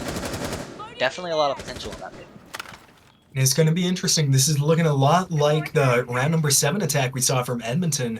They've won twice here on bunks, and they're going to look for the same thing. Last time we saw a really quick plant right inside the dorms there. Fighting Loud going to open this one up onto ISO. This Jaeger is not having a good time on defense. This has been the opening kill, I believe 3 out of the 4 times. Need to clean it up there from ISO, and not a ton of time to do it. Reload's now going to be challenging some angles, and still with half the round to work with here, Edmonton 1 away from pushing us on to map number 3. A lot left to do though. 1 member closing in, it's going to be Fighting Louds getting close quick. Fighting Louds takes up Reagan. Does he find the angle? Yes, he does. It's a triple from the Buck. The gun goes crazy. Who needs a shotgun? C4 from the Warden come out, gonna find no one. Shadow Flash can't do it. Velociraptor is planting, exact same spot, and running out of hope is Oslo. they need to kill all 5. They might not kill any of them. Tough angles here. One's going to fall. There goes reloads. It's not going to be an ace from Finding Loud this time. Already dead, so couldn't be anyway. But now Wolfex in a 1v4 against the world. And Edmonton have successfully pushed us on to map number 3. There it is. The final nail coffin. Oregon is Edmonton's. They've cleaned up their act and they've played really good. That's not to say Oslo didn't make their fair share of mistakes. From going to play near perfect siege in the first map, they gave Edmonton a lot of openings, played very one-dimensional in their attack. So Oslo have a lot to clean up here. They're going to be talking a lot about it in between the games while we're on break. So don't go anywhere, because as they're chatting, we're going to be prepping for map 3 for you, and we're going to be going into Clubhouse with fresh heads and very excited eyes. Absolutely is going to be interesting to see how this one is going to wrap up. And of course, going on to game 3, we've seen 2 very different games here from both these squads. Do you have any bold predictions before we send it to a break? What do you think is going to happen here in this map number 3? I don't expect to see round 11. Ooh, okay. There you go. Confident words here from Terry. We're going to take a short break and see how it all unfolds here in round number 1. Oslo, Edmonton, 1-1, heading into map 3. We will be back in just a few minutes.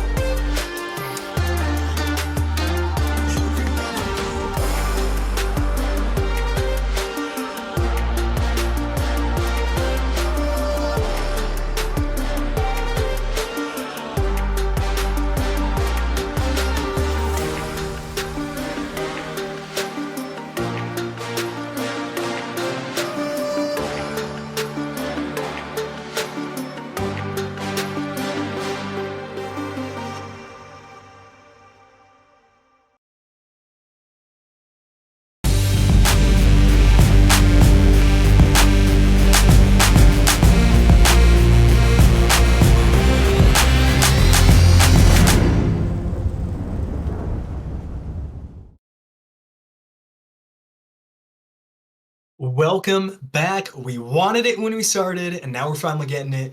Game number 3, Oslo Oathsworn and the Edmonton Elite. I'm Kingfisher, joined once again by Terry to wrap this one up. And before we get right into game, we didn't break it down for a ton. After the last one, what were the big changes? What did we see Edmonton do that allowed them to come back from an 0-7 to a roaring 7-3? Well, what really changed is the side they started on. They started on defense, they got comfortable, and and Oslo's attacks were not the finest around, and that allowed Edmonton to exploit them, get a lot of momentum going, get a solid 4-2 half, and then they just rolled that momentum into the attack. They knew that as long as they played good attacks, they played it before, stick to what you know, and they played really solid attacks where they held angles when they took control, they got planned down, they played their sights well, and so and coming back from a 7-0 to a 7-3, really solid from Edmonton. If they can keep that momentum, keep a good head on their shoulders, they should be able to give us a good clubhouse. Absolutely. Clubhouse is always an interesting map because even though it's admittedly a little bit defender sided, and I know we did see the first defenders win in both maps 1 and 2, so you're kind of like tempted to say the same. But that map is such a freaking wild card all the time. There's so many different strats constantly. The meta's always changing with how it's played. There's so many different things you can do on Clubhouse that it's always so tough going into a matchup to give a team an edge. There is always so much that can go wrong, and I'm really excited to see how these teams kind of approach it. Because if you're on the side of Oslo, after such a good game 1 win, you got to think morale's going to be down. I mean, you were probably expecting to just sweep them again on map 2, and quite simply, was not the case. You can't. These teams are here for a reason. We're in playoffs. This is not a normal season game where someone squeaked into the normal season. You play them, you win. It's what you're supposed to do. No, these teams are here because they played their stage. They played a very solid stage. They got third seed Edmonton did, and so if you just look at how competitive these groups have been, I mean, you're only 1 or 2 points away from being fourth seed or second seed, and so Edmonton fought hard to get where they are, and they're showing us that hey, they're willing to continue fighting, they're willing to keep their dog in the fight, and they're willing to, bounce back from these 7-0s and keep a, solid head on their shoulders, being able to be tilt proof, being able to take wins when they need to take wins. And one thing that I think is also pretty important to mention here, we talked a lot about how morale can kind of get down and it can affect you, if you have some tough losses, if you're kind of feeling like the odds are stacked against you. What's not talked about as much is just a mental effect it can have when you're winning, especially when you win a big game like that after a big game 1 loss. You can really easily get complacent, like, oh, we got this, we're not even in trouble. As much as it benefits Edmonton to be on this win streak and with such a huge comeback, you can just as soon kind of check them out of this game. Oslo can take advantage of that. So if I'm the Oathsworn here, you're coming out guns blazing. You are absolutely turning up the tempo because if you have a chance, it's going to be to catch the Elite off guard, which is something that they're going to have to do to take some rounds here. Obviously, it still depends on the starting sides, but if they're on offense, I want to see some quick plays. Yeah, and I think the team that starts off strong is going to end strong. That's what we saw in that one with Oslo not dropping a round, obviously. It's what we saw on that two with the Elite getting, 3 wins deep before Oslo could respond. And even though Oslo managed to salvage a 4-2 round or a 4-2 half, that's kind of where you want to be on Oregon. Edmonton had already said, hey, we outplayed them on every site. We're, you know, even though we, choked a couple, we obviously had the right, game plan. We obviously know what we're doing. Let's just keep doing what we know. Let's keep up the pressure and play how we normally do, guys. Like, just shake it off. Yeah, going to be interesting to see the dynamics coming out from both these teams heading into game 3 here. Now, obviously, we haven't talked about it a whole ton because after that game 1 victory there from Oslo, we really weren't sure if we were going to make it to this game 3. So let's talk a little bit about Clubhouse. And I want to hear your opinion here, obviously. What's good about the map? What do you like? What don't you like? And something we've touched on twice already, still yet to hit the mark. Are there any operators that we want to see banned here? I want to see a Maverick ban.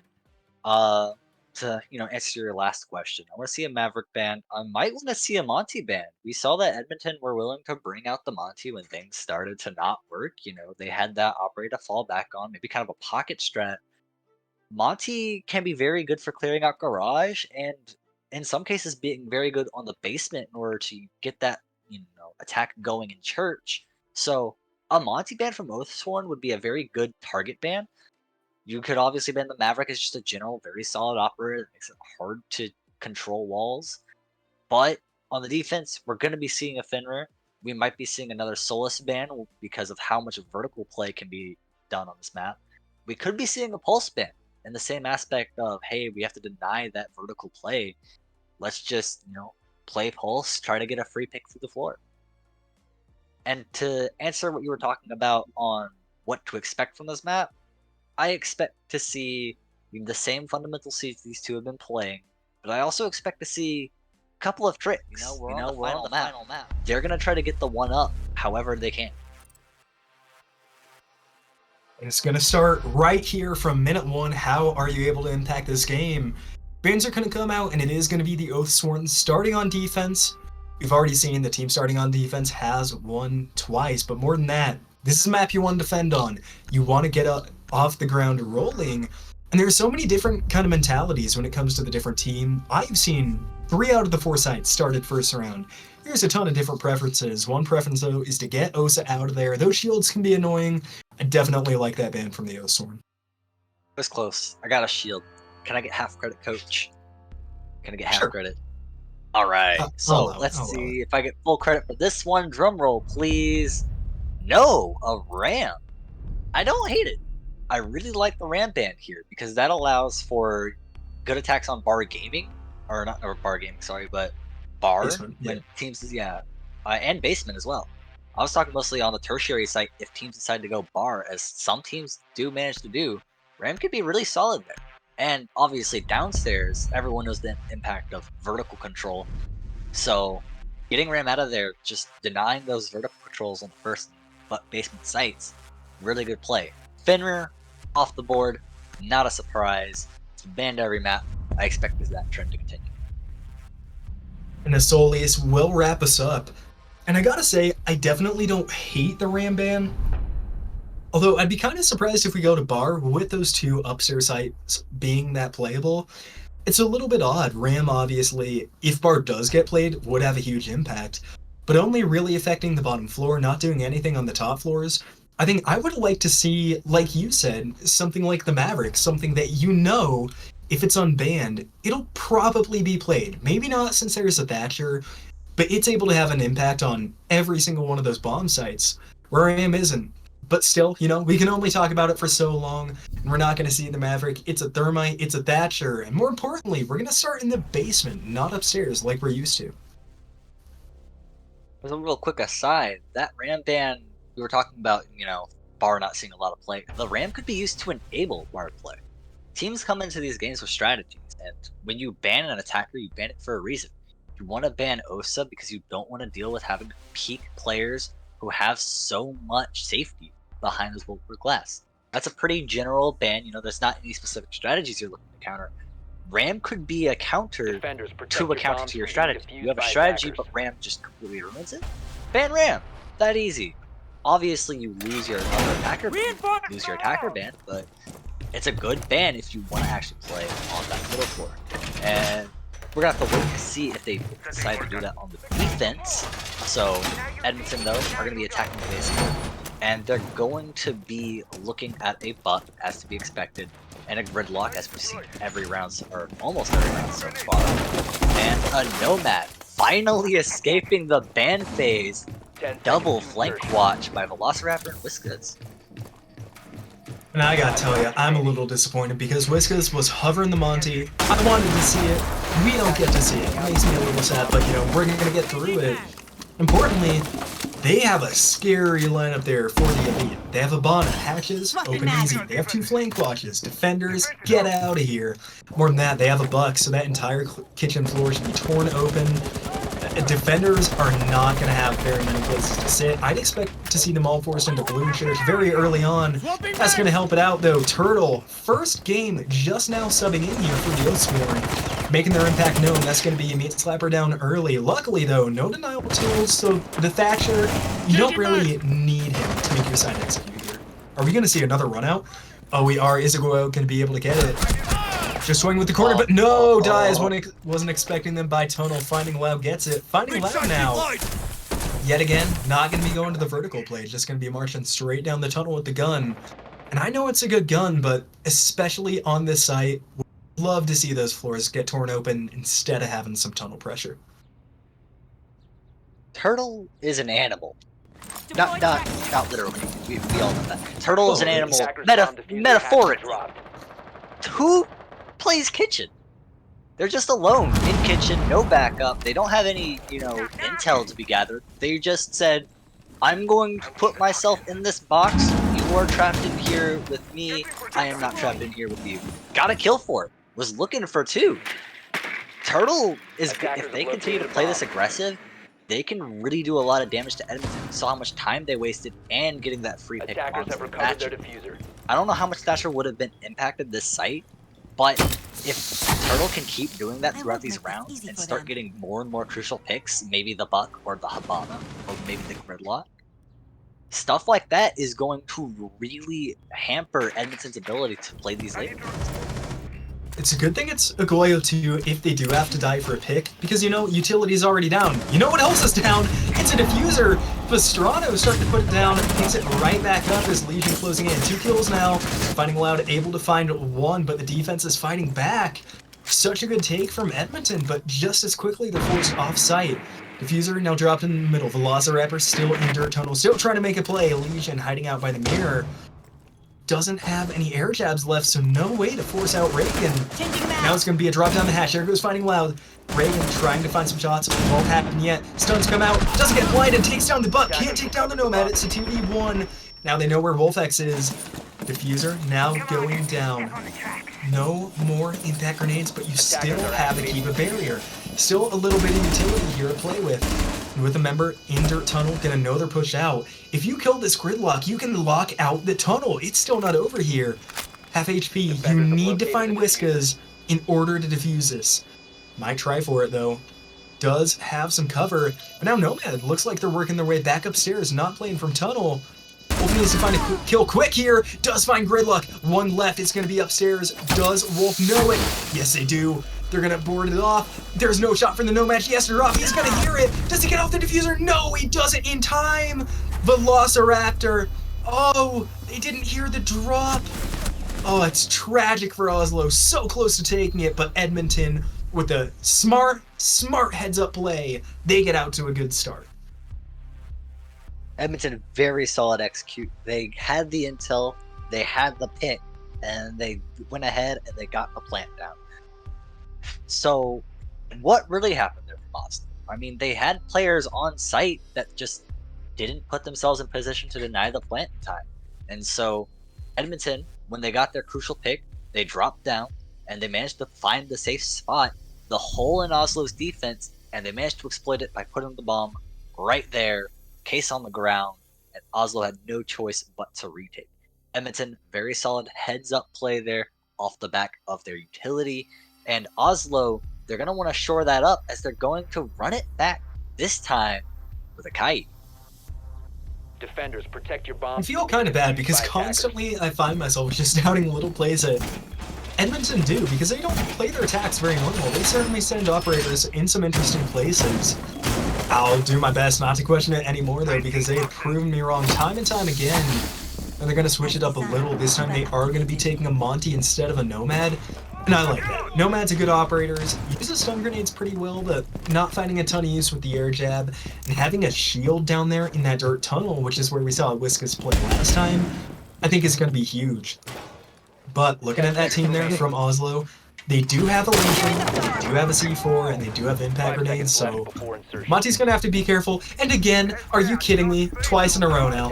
Oh my gosh, absolutely done for. It's gonna be the same operators, no changes, more importantly, no Monty, so sad casters. If it ain't broke, don't fix it. And I True. like seeing Monty play. I actually have Monty's my most played operator with like 100 something hours. Don't Oh, worry about it. yes. Don't worry about it. Okay, it was a long time ago. I'm reformed now, but I do love seeing Monty play as much as the next guy. Not seeing it though. I do love seeing some Nomad. Flank watch has been something that's sometimes fallen out of the meta. Some teams just prefer to watch a drone, let the person push up. There's no sign that you know, have been spotted, and as you're walking down the hallway, the call out comes out, and then you just get swung, and your flank is completely shut down. But Edmonton bringing in double flank watch. They want all of their guns up. They don't need anyone on drones watching flanks. They can just have every gun in their face, all of their util down, and they can use solid guns on these operators to force kills and get into sight. That's how they've been playing. They've been using, good fundamentals to get into the building and then good gun skill to force away onto the site. A Nitro Cell, though, great utility to take down the Thatcher. Meat Slapper yet to play the game, being the OP twice in a row. Attackers have dropped the bomb diffuser. Would you look at that now? No way to get that kitchen hatch open. Obviously, did they just destroy their own Electroclaw? Oh no, they did. Okay, well, now there's a way to open up the kitchen hatch. Never mind, I spoke too soon. Attackers dropped the diffuser. Attackers have The recovered. impact hatch is gonna be good, but you didn't need that, as now kitchen hatch should be coming open soon to the bottom. More importantly, Dirt Tunnel now being contested.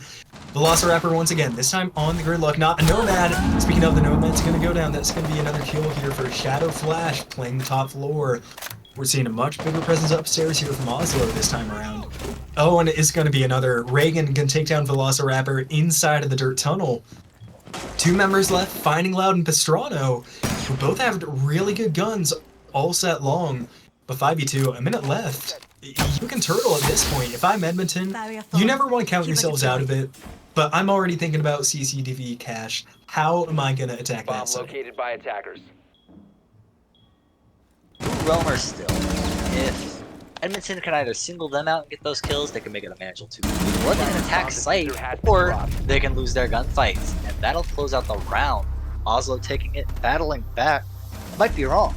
We might see a round 11. This might go into overtime if these two teams keep having, good rounds back to back. Too early to say.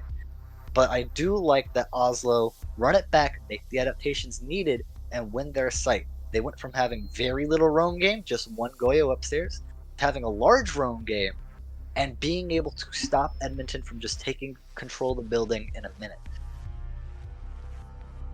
In adaptation and working on the fly, something we mentioned back in game 1, we only have to wait like 2 hours to really see it take hold here. But Oslo switched things up, and more so than just adapting, realizing what went wrong, what shows me there is confidence. They are not letting that 7-3 affect them. They know their game, they're going to stick on it, and now they're going to go to Bedroom Gym. I'm a little bit surprised. Bedroom Gym isn't a bad site, but with CCTV open, I mean, that's just... And maybe I'm wrong, maybe it's fallen out of favor, but to me, that's just kind of the best site on this map. So easy to play on defense, there's so many places you can extend into easily. We're going to see, though, it's going to be the other upstairs fight. And I'll say it again. I'm gonna allow myself to get excited about it one last time. There's a Monty. There's a Monty. They can't take it away from me. If they do, I don't think I'll ever look at Edmonton the same. I'm not gonna lie. Do you really need air jabs on this site? I mean, there's only really one flank, kinda two if you're pushing from the east side of the building where all this utility from Oslo are going down. And if you attack the west side Jacuzzi, then you don't really need it. Oh, it's a gridlock this time. No Nomad. No Nomad. Kind of better. To locate a bomb and defuse it. Consolation prize. Yeah, I mean, don't get me wrong. Like seeing these teams switch up the strats, and goes back to adaptation. I do like seeing it. It's probably smart to continue taking that gridlock. Along with the sledge, and yeah, like you said, unless there's an Oryx on the team, there's really one flank, and it's the main stairs. That being said, though, with this amount of soft destruction as well as the thermite, I'd really expect to see this cache shake, and we're going to see it Finding Loud 10 seconds into the round, already in.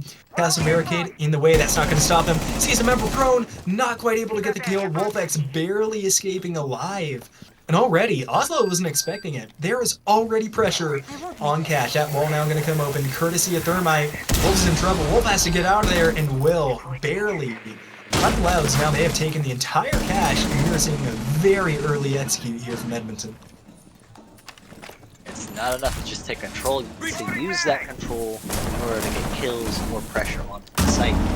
Do they know how to do that? Well, probably. They're doing a good job of it so far. They're double checking everything, making sure that they actually do have cache control. And so they do, allows droning it out. This is actually taking a second to push it in. And the Thermite opening up con. There's going to be no pressure from Jacuzzi this time around. It's going to be entirely a Jacuzzi side pick with some people on the balcony in order to cut off any player looking to get aggressive. It'd be interesting to see how they execute. Still a minute and a half left, and they made a lot of progress. It could totally crash and burn from here, but I'm excited to see the spacing from Edmonton. Horrible timing from the Goyo, moments away from getting that kill. Won't happen though. Makes Leopard takes down one. Shadow Flash responds. Velociraptor though, Buck is gonna find one and die inside the logistics. Wolfx trying to find another. Nobody's dropped the hash yet. Just like that, ISO losing a lot of HP, forced out of the bathroom. It's all happening so fast. Gets it down through the wall. There's some great shots coming through from Whiskas. Able to get one. Member is going to get revived, and all three playing in the hallway here. Plant starts to go down, and they hear it. Can they stop it, though? Just inside the corner of the room. Shots flying from all directions. Diffuser will go down. 3 low health bars, but now the man advantage. It's a 3v2 here. They know they have Meat Lever trapped inside of logistics. 1 kill from Whiskas. Can they get the next 2? They get 1. It's a 1v1 from Whiskas. What a turnaround. Wolf needs to come up massive here. MPX is a good gun. But you're facing a full health bar. Track Stinger's down. What can the Warden do? Gonna try to defuse. Gonna go through with it. Pulls off. Gridlock. Gonna know. Might have been able to stick it. Just waiting it out. You gotta do something at this point. What a kill! The shots ring true from Wolfx. Oslo, 1 HP, 1 shot in a dream. What a clutch from Wolf. Oslo, take it again. Wow.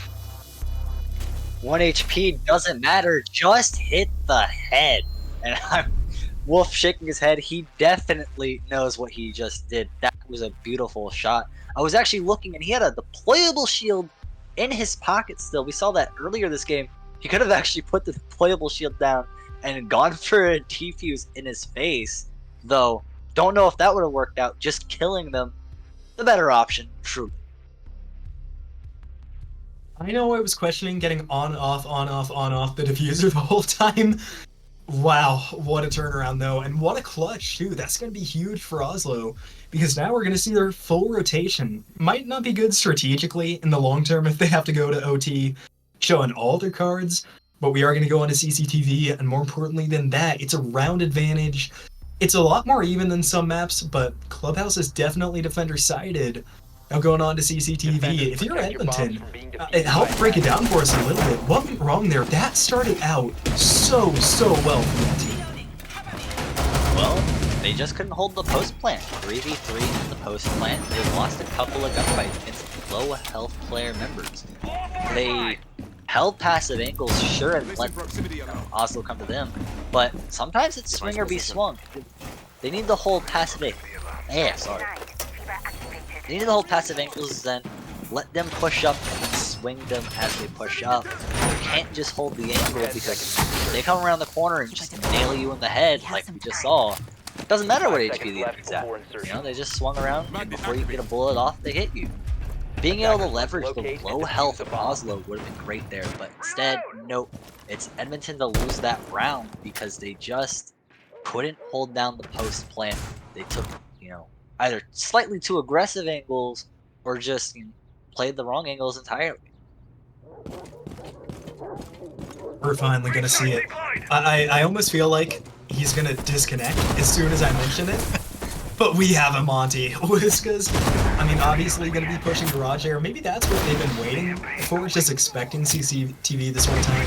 So maybe all my hype has been outlived. Ooh, and some nice bandit work there. Gonna shut it down. Thermite now, only 1 charge remaining. Goes back to the middle of the wall. Bandit just gonna be able to trick it again. Oh, wow, that is a misplay there. Pastrano. Wow, okay, well, you still do have heartbeat charges, and now more importantly, Bandit has left the wall. You can still get it open. It's not the end of the world here. Wait, no, they can't. They don't have any more EMPs. Oh, this is a big misplay from Edmonton. And there's another. The UMP wins out. And a member on the drone a foot away. Did Fighting Loud not hear the castle? Now gonna get the kill. Takes a little bit of damage on the back end. players backs off though. Attackers have dropped And this the is going to bomb get a whole lot harder for Edmonton. They cannot get through that cache wall. Attackers recovered the CCTV. bomb diffuser. At the end of the day, it's not feasible. You have other angles to push from, and you could use the buck from below to get those bandit charges, but your only set of can openers now is on the Monty, and Pastrano, why are you in sight? Who let you in? Who left the door unlocked? It's gonna be up to Sock to get this kill and deny the Thermite control of the site. Now there's an attacker out on the hallway. It's Fighting Loud taken down though by the member in garage. One on the bottom floor. It's going to be Velociraptor trying to push ISO out. Pastrano's in, so is Whiskas. Oh, and what are they doing? Oslo has just completely forgotten about the objective. They need to clear the member in garage before they do anything though. There's still one in workshop giving them trouble. Good rotation by the zombie, but taken down by Velociraptor. Plan's gonna start. They have a pulse and they have a C4. Reagan gets one. Still C4 is in the hand of Bandit. Bandit, I believe though. Oh yeah, working in from workshop. Might be able to find one. Thermite gets out of the way. Are we gonna see the C4 fly? No, we are not. The plant's gonna go down once again. Wolfx misses the shots. Can't quite find the attacker. Pulse getting a lot of HP off. Oh, and it's a prone. No, it's a team kill. Bandit hits her own player. Oh, that is catastrophic. C4 still in hand. You can deal with the Monty. You just have to shut down Thermite. Can Wolf do it again? Runs out onto the Monty. They know where they are. Monty drops his shield. Just debate though. Pastrano, can they find the kill? No, they cannot. But the Monty does. Monty madness. We see why it's important. Whiskas gets a clutch. So close, but cannot do it twice in a row. Edmonton even it back up 2 apiece. Wow. So they couldn't take control of CCTV because the CCTV wall was closed. So the Thermite hops into site through site window? That's one way to take control of site, I guess. And Thermite was just trapped in site for the longest time. They turned the site into a prison for Thermite, but this team managed to support him, get in there, get around the site, get a pick so there wasn't so much pressure from around the site, and then they just needed to get the plant down. I thought Edmonton were going to choke it for a little bit. They lost the buck player on red, and they were taking a long time to get that diffuser down. But it was because they were so scared. There were so many angles, a pulse below, and a zombie in garage, and a player in construction. But it didn't matter. They got the kill on via zombie, and that gave them the safety they wanted, or moving the plant down. So Oslo need to do a better job of denying site entrance, but Edmonton, that was a good read in order to get the site, get the plant down. Just a little bit sloppy in the mid-round. A little bit. We'll see if they can clean it up here. Yeah, like you said, really didn't expect the round to go that way. They still had utility. They had intel, especially from the pulse. I do like pulse, but really just not utilized it correctly by Reagan. They should have had all the intel they needed to retake that site. But you know, bygones are bygones. They're going back to basement. They had one not really bad loss, in fact a really close loss, but one absolutely dominant win. If I'm Oslo here, you want the same kind of win as in round number 2. You want another flawless. You do not want it coming down to just barely losing a post plant. Also, speaking of, why is it only Wolf in the post plant? 3 times now. Sometimes it just works out that way. You know, your support player playing back and ends up in the post plant. Wolf's playing, you know, we're playing some more aggressive. Zombie's not passive operator. They're a bit more aggressive than most supports. They are at 3 armor, so they're going to be playing back and making sure that this site has a lot of, tools at its disposal. Meanwhile, Reagan jumps out and only manages to down the gridlock, but manages to send Meat Slapper onto cam duty. Beautiful shot. Still yet to be clear. Velociraptor next up to try and deal with them. Hits the Legion trap, but Velociraptor gets the better of that engagement. Yes, indeed. Now a member down here. It's looking once again like round number 2. If Oslo can close it out, they're going to pick up Whiskers, so it's only going to be a 4v3, not a 4v2. Lord Health, though, for the gridlock. Once again, gridlock, Nomad, a lot of flank watch. They don't have any hard breach, they don't have any soft breach, but you do have a lot of utility. Those alliance scans could come up absolutely massive there for Pastrano. Gonna have to wait and see though. Most of the members now have fallen back to site here from Oslo. I think there's still one upstairs. It is. It's going to be the Mozzie upstairs. And I don't think they have them droned out either. Luckily for them, very easily can cut off the stairways. They still have the track stingers. They still have those nomad charges, completely blanking on the name. But instead, it's just going to be a main stairs push. Air taps, that's a one. Got it, finally. Oh, and they run into Legion Mine, gives away the position. Could be bad here. Mozzie Pest blocking all entrances there for Velociraptor. Poor guy, just wants to drone out. Now Mozzie going to start making their way back down the stairs. Can't Shadow Flash find a kill? No, has to shoot drone. Good use of flame drones here from Edmonton. We wanted to see it all set. Finally, gonna see it. Still have 40 seconds to make this commit. With those zombie barricades, gonna be difficult to get through. The crouch into the door there at Church. Mozzie once again making trouble on the flank. How are they gonna deal with it? Turtle, watching an angle, knows Nomad there, gonna rush, gonna find the shots. Almost sprints for too long. Nakiba barrier actually gonna block their own teammate shots. 20 seconds. Shadow Flash still working down the side. And Edmonton now running out of time. 20 seconds to get into sight. They still don't have the doorways open. Lion gonna get killed through the wall. Another good kill from Wolfix. 20 HP, less than 20 seconds, and not much hope here from Whiskas. Once again, Oslo might not get the finishing kill. Frag grenade will zone them off. Can Turtle get it? Turtle wants it. Turtle gets it. Yeah, the grenade as a spacing tool, but doesn't matter, just run over it. Gridlock making some decisions there, but it doesn't matter. Round was lost a long time ago by Edmonton. They lost crucial players trying to clear out that roamer of the Legion. And even though Legion eventually did get picked, he got an important kill, put a person on the ground, and wasted a lot of time. He also got a lot of utility on the ground. A lot of those Legion mines were already deployed and persisted throughout mid-round in order to give Oslo the openings they needed to get aggressive against Edmonton and get those kills. So Edmonton, on their attack, really want to win this, make it a 3-3 half, and just say, hey, you know, it may be a defender-sided map, but we actually come out on top. And I'm a little up and down here what to think of Oslo's defense. Because on one hand, they've had some incredible defensive rounds. They've had two really strong ones on Church, and then of course an insane clutch there from Wolf last time they went to Bedroom. But at the same time, they've had two really bad losses. I know, I'm having difficulty figuring it out, kind of if the losses are fluke or if the strong rounds are a fluke. But regardless of what it is, we need to see some consistency when they go into offense here. And no better way to get it than a 4-2 split. We saw it last game from Edmonton turned out to be just enough as they stormed past their offense weapons. So yeah, if I'm Oslo here, you need to clean this one out. And we did see in the post plan, they got it down to a 3v1 before they had to rely on those late round heroics.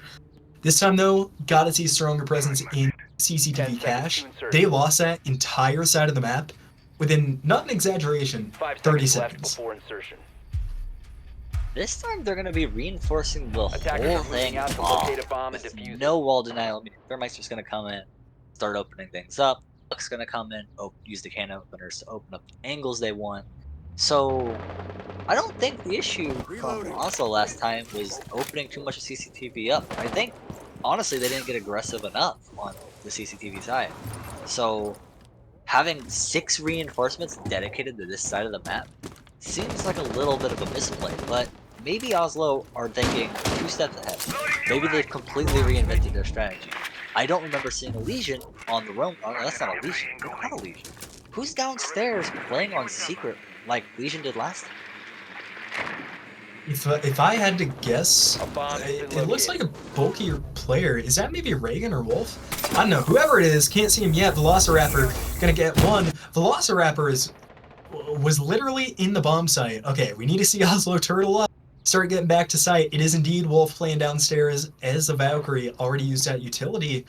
Does still have a C4. Could wait and play underneath, and it looks like that is going to be the strategy for Oslo. It might help deny the plant, but that's one less member when site is already open.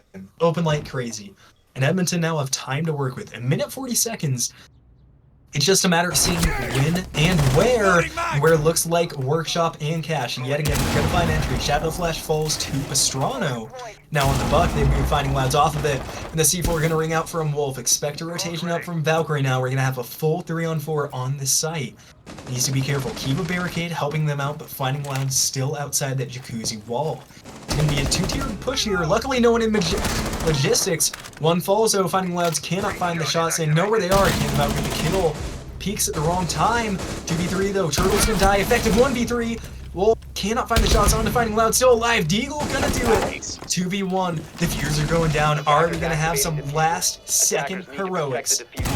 Sees the diffuser, rotates, no way to get that cash wall open though. Gonna have to push back through the doorway of logistics. I'm gonna push right into Velociraptor, but Velociraptor falls off the angle. Has to come through one doorway, maybe into sight.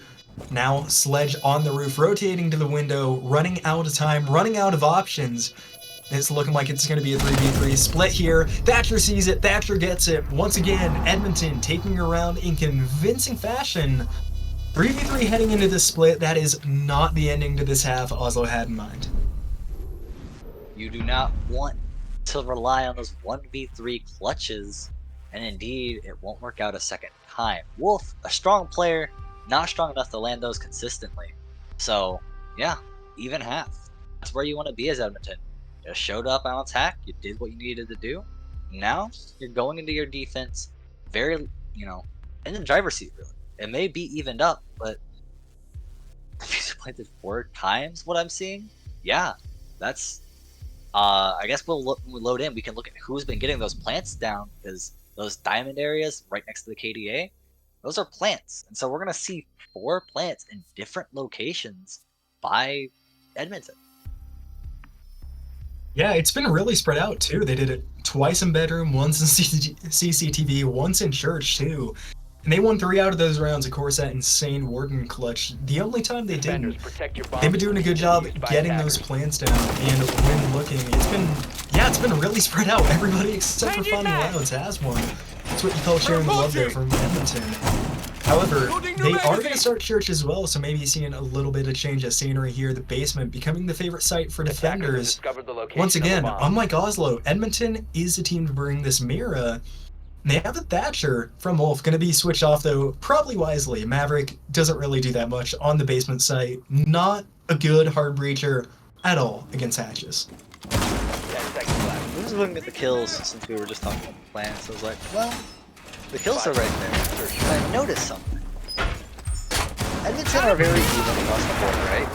Their lowest is 2, their highest is 5. So I looked over at Oslo and I realized Oslo have a lot more kills than it. I mean, I didn't count it up exactly, but I mean, I see 26 kills for Oslo and 3, 8, 12, 17, 19 kills for Edmonton. That's a relatively big difference when you really break it down like that. That's a 6 kill difference, and that means that it looks like Oslo are winning their rounds more convincingly than Edmonton. But I think it shows that Edmonton are, playing the objective a little bit better, and they're also using their teammates as resources. As weird as that sounds, if you find yourself in a man advantage, getting a trade for your teammate, that's a really good way to close out the round by just trading body for body and closing out the round that way. One of the big places they're finding that differential, obviously, in rounds 2 and 5 there. Oslo, I think, had 9 more people live there than Edmonton. In those 2 in particular, now they're going to lose the opening. Wolf getting into double digits here in round number 7, doing it very, very quickly. Sledge finds the opening. And now it's going to be up to Edmonton to respond in kind. Importantly, they still do have somebody off-site. I believe it's Finding Loud up there is what my... Could be incorrect, so please do not quote me on that. Or no, it isn't Finding Loud. Okay, yep, completely wrong. So definitely don't quote me on that, as all defenders have fallen back to the basement. Now Hatch is starting to get open. Oslo taking a very, very quick approach. Still more than a minute 20 left, and they've got everything open that they need to. They need to transition down to the basement, though. They have not yet set foot on the bottom floor. It's about to change, but what's also about to change is their problems. They are right now dealing with opening vertical. They need to deal with this Mira setup. They do have already opened up on us, so it should be fairly easy unless the Cade Claw gets moved around, but that's still a very hard angle to push. When that wall's opened up, the bottom of the stairs is not safe, and if you attempt to push down it and you look the wrong way, you can find yourself evening up the man count by just virtue of not holding the angle. Now we're going to see what the execute is. 40 seconds left and a 4v3 here for the Oathsworn. They've got members just around the corner from each other. Two now forced into that armory. Pastrana waiting patiently. Play going down. There's the C4. Will it land? No, it will not. Shadow Flash still full HP. Wolf forced out by the Goyo. And a great kill from above. ISO saves the plant. Diffuser down, but so is... It's going to be Reagan falling. Now in a 3v1. Seen it once this game. Can we see it again? Pastrana, the last member, down in the basement with Diffuser right under hatch. You think there's no way a player in dirt. If you're Edmonton, unless we see something incredible and with that health, we will not. Oslo takes a convincing attack round. But just like rounds 1 and 2, are we going to see Edmonton return to the basement? I want to see Edmonton use their timeout if they lose this round. Now I know that's, taking a little bit far ahead, but after you see 2 attacks from Oslo, that's when I'd pop the timeout and say, yo, hey, this is what they're doing. This is how we need to adapt. We need to get ahead of this so we can at least take ourselves to overtime. That being said, Edmonton put themselves in a good position to win this. They're going to go cash room. They're going to have a lot of wall denial and that Azami to hold the crucial Garage Raptors positions. We saw how influential Mute was in map 1, and with no real way except Thatcher to deal with it, maybe the buck from below, it's going to have to be a Bandit versus Thermite face-off, but Ace is going to swing that in Oslo's favor. They're just going to throw, a Thermite on one wall, Ace charging the other, and hopefully, all things go well, it should get opened up. Let's see if Edmonton has any response to the double hard breach being brought out.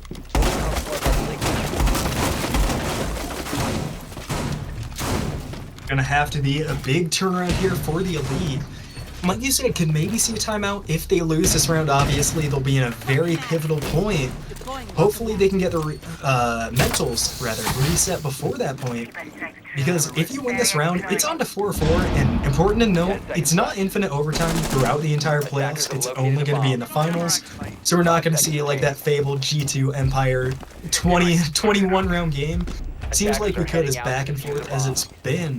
This is going to be really important how these last few rounds shake up to figure out how it would go into overtime if it does. And it's honestly, it's hard not to look that far ahead because it's just been back and forth and back and forth. I mean, a team has only won back-to-back rounds so far once, and I feel that's definitely worthy of pointing out. Definitely. And Clubhouse can be that map. We say like, oh, this map is defender-sided, oh, this map is attacker-sided a lot, but that's like 60%. Statistically, 3-3 is, maybe not average, but it's, one of the more common ways to win a half.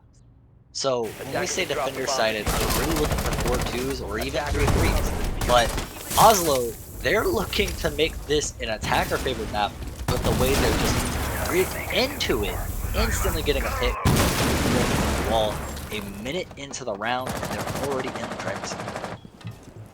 Now, interestingly, last time we saw this site, it was just complete forgetting the CCTV wall. It was not a factor. When Edmonton attacked it, not going to be the same though. Maverick doing a lot of work, and now you can see the defenders from Edmonton are a little bit shifty. You can tell they're not quite comfortable, and a one-man down early is not going to help that. Still do have a C4 on Mute from Finding Louds. Finding Louds, though, I believe is still in the objective, so you're not going to see any underneath play, any heroics. Or no, rather, one player is off-site, but it's going to be a Meat Slapper on the Frost without a C4, and now Wiska is going to fall. Oslo looking to take a convincing 5-3 lead here. Still got a lot of work to do. Mute Jammer temporarily, oh, that's rough. Gets stopped by the scaffolding. Ball going to come up now, and they see Zombie in the garage. Pastrana has to battle back towards the site because Execute's coming, and it's coming fast. Now they do see a member. They do, and there's a member on the top of the stairs. Wolfx spots that from the drone. We're going to see Maverick pushing from below on the stairs. Probably should have Maverick just now starting to make entry. One member not going to die out on the breach. The SMG-11 recoil proves to be too much. 5v1. No late round heroics here. Pastrano gets one. Diffuser going down, and Azami might be following soon. Yet again, just like it was on Wolf in the first 6 rounds, it's on Pastrano for the second time in the second half. Can the Azami do it all? Trapped in garage, might not even be able to get out. Gets 1 kill though. Narrowly dodges bullets, Matrix style out here. Might not be able to dodge the rest. 20 seconds to work with. Indeed cannot. ISO through the floor, shuts it down. Oslo up 5-3. Let's see what happens. If I were Edmonton, I would think about the timeout. Yep, I do want to see it, but I don't always get what I want. And no skin off my back if Edmonton lose. Oslo are taking these attacks in dominant fashion. They might complete my prediction, not seeing around 11. If Edmonton win one more, we will be going late. We will be going into round 11, round 12. So I look forward to seeing it, actually. I think Edmonton have it in them. They've lost their first 2, but there's no reason why they can't battle back here. They've shown us 2 sites. They've shown us that at the very least they have some fight in them, and they're willing to adapt, as we saw in earlier maps. So Edmonton, they're going to be bringing the Mira, and the Mira's been brought out almost every round. I wonder if they have any different plans for them. Maybe moving the Mira upstairs to Need to locate maybe stop the attackers from taking so much control. That could be an interesting setup. Really could be. And, I mean, whoever Edmonton goes on to play after this round, I got a fun little tip for the next team playing. Ban the Mira. They play this Mira every chance they can. They really like the operator, and if it's a source of comfort, it's something you gotta think about stopping. Kinda confused we haven't seen something like a Twitch yet. We do have a Habana here, so Reagan can take out the jammers. I think also worthy of mentioning, just like last time, we talked about all the plants from Edmonton. The diffuser's been planted in 6 out of the 8 rounds now, and that's insane. That does not happen in Siege. These defenses, for as good as they're going for most of these teams, for whatever reason, we are not seeing enough control on the objective. If I were these teams, I would honestly think about bringing an Echo, literally to stop the diffuser, if that's the only reason. They can't keep getting away from this. If it happens 7 times in 9, especially on this site, I don't know if you're going to be able to retake it if you're Edmonton. I was really confused because they were reinforcing the angle that you usually open up to stop the hatch drop. I thought they were going to put a Mira there for a second. I was very concerned because that would have been a new one for sure. But no, it's going to be a Mira watching blue. It's going to be a Mira watching the church wall. And this setup, while not unheard of, isn't something you deal with every day. 1, you don't always have a Mira on board. 2, Mira's not always played in church. Usually when you think of Mira, you think the top 2 floor sites. This is not the site I think of Mira when I think of Clubhouse. So, are Oathsworn going to have something to say to this? They do have the Habana, like you were saying, but the Mute Jammers might be able to deny it. It's a lot of counterplay here, and it's up to Oslo to find the answer to Edmonton's question. We're going to see the Cade again, so might be able to kind of stop some of these Habana pellets. And there are impact grenades from Azami. Won't use them in time, or... Yeah, no, won't. And that Habana opened a little bit of the hatch. Still no impacts now, so that's going to be a free hatch for Habana. All you got to use is 1 more EMP. Shadow Flash still has 2 of them. So hatch will come open. Not in timely fashion, though. The round's already halfway gone. Literally in a blink. This round has gone by. And if you're Edmonton, that's good news. You still have 1 member off site. It's going to be fighting loud, playing in a corner, hiding behind a vending machine. Wonder how much they're going to drone this out, because they haven't at all. It looks like Shadow Flash is still looking that direction. I think Finding Loud wisely going to fall off. He's wasted enough time. There is no need to risk the life here, because Oslo has not made any headway. Sure, they have hatches open. Sure, they have vertical control. They're not even close to downstairs yet. Finally going to get the Mira open. Will the vector shots ring out in time? No, a nice flick there from Turtle. Opens up the killing for Oslo. Only 40 seconds though.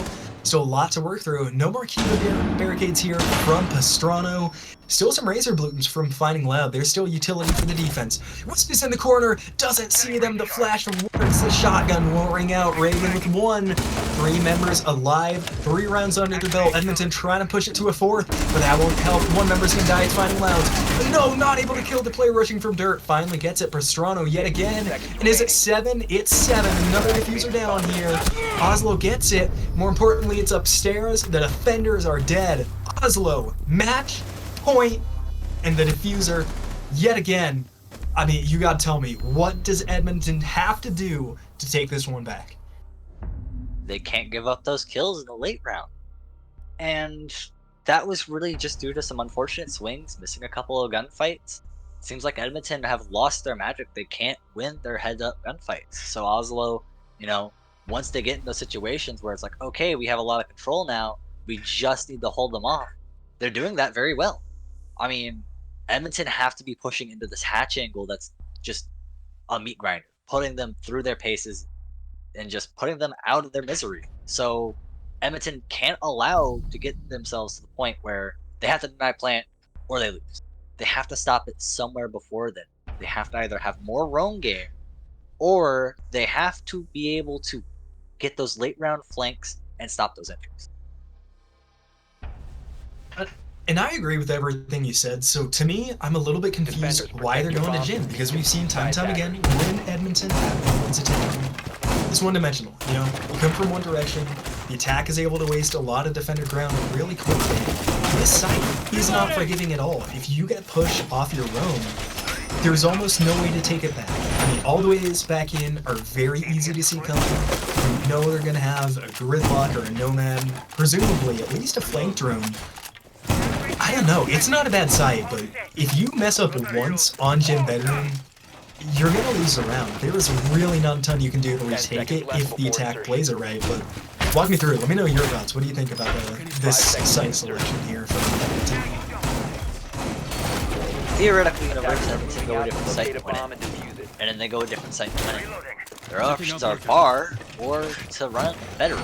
They have to win 3 sites in a row anyway. So let's start here. Let's get something fresh, something that Oslo haven't seen, maybe don't have an answer for. If we can win this, we can adapt our defenses accordingly.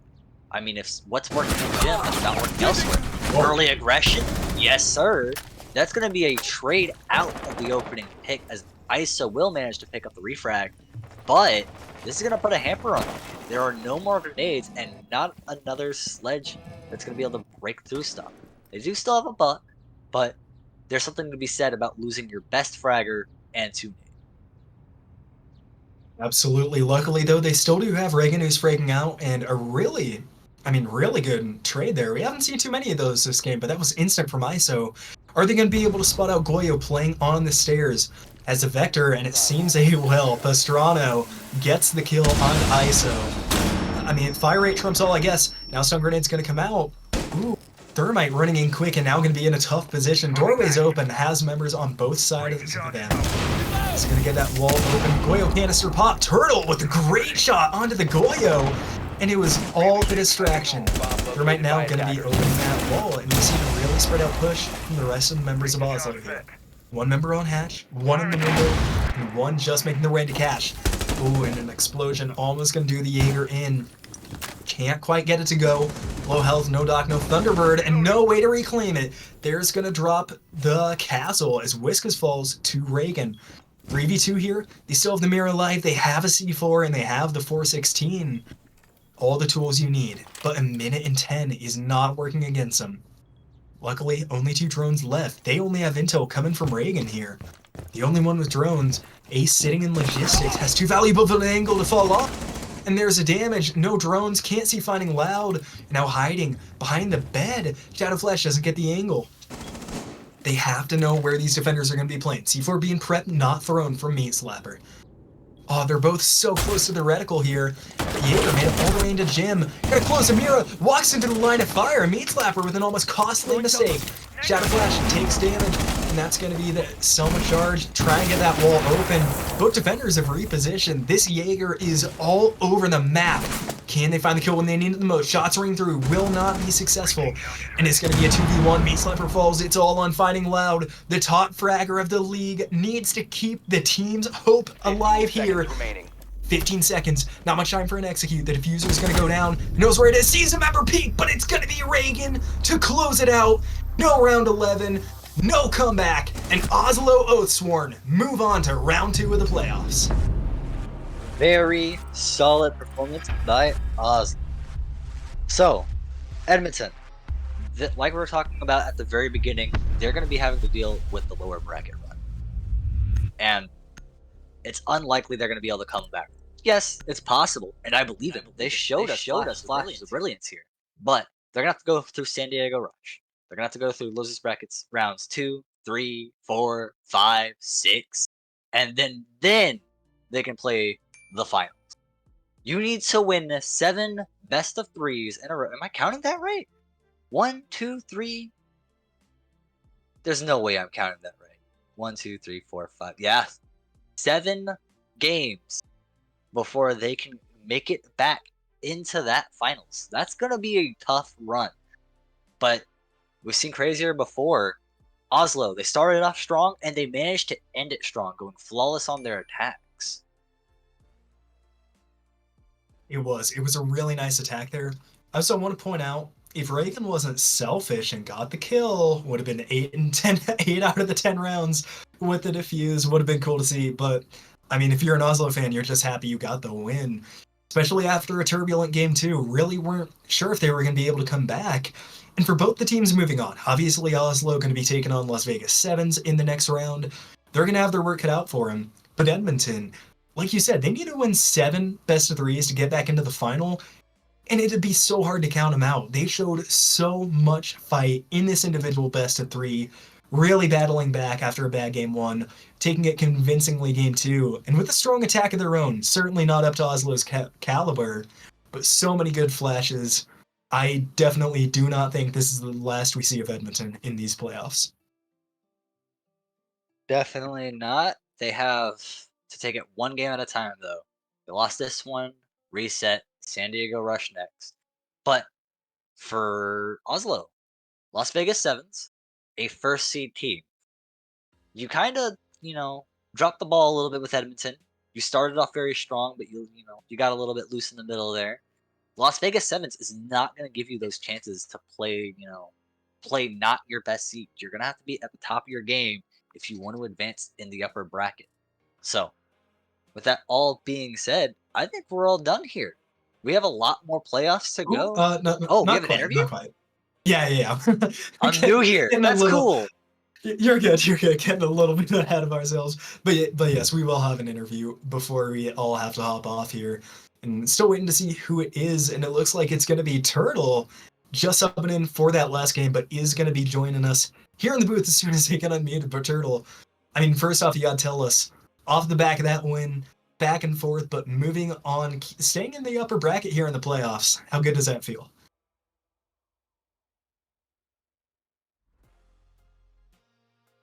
All right, still not quite in it, so we'll be able to repeat the question there in a minute, but until Turtle's fully in here, we can just keep talking like normal.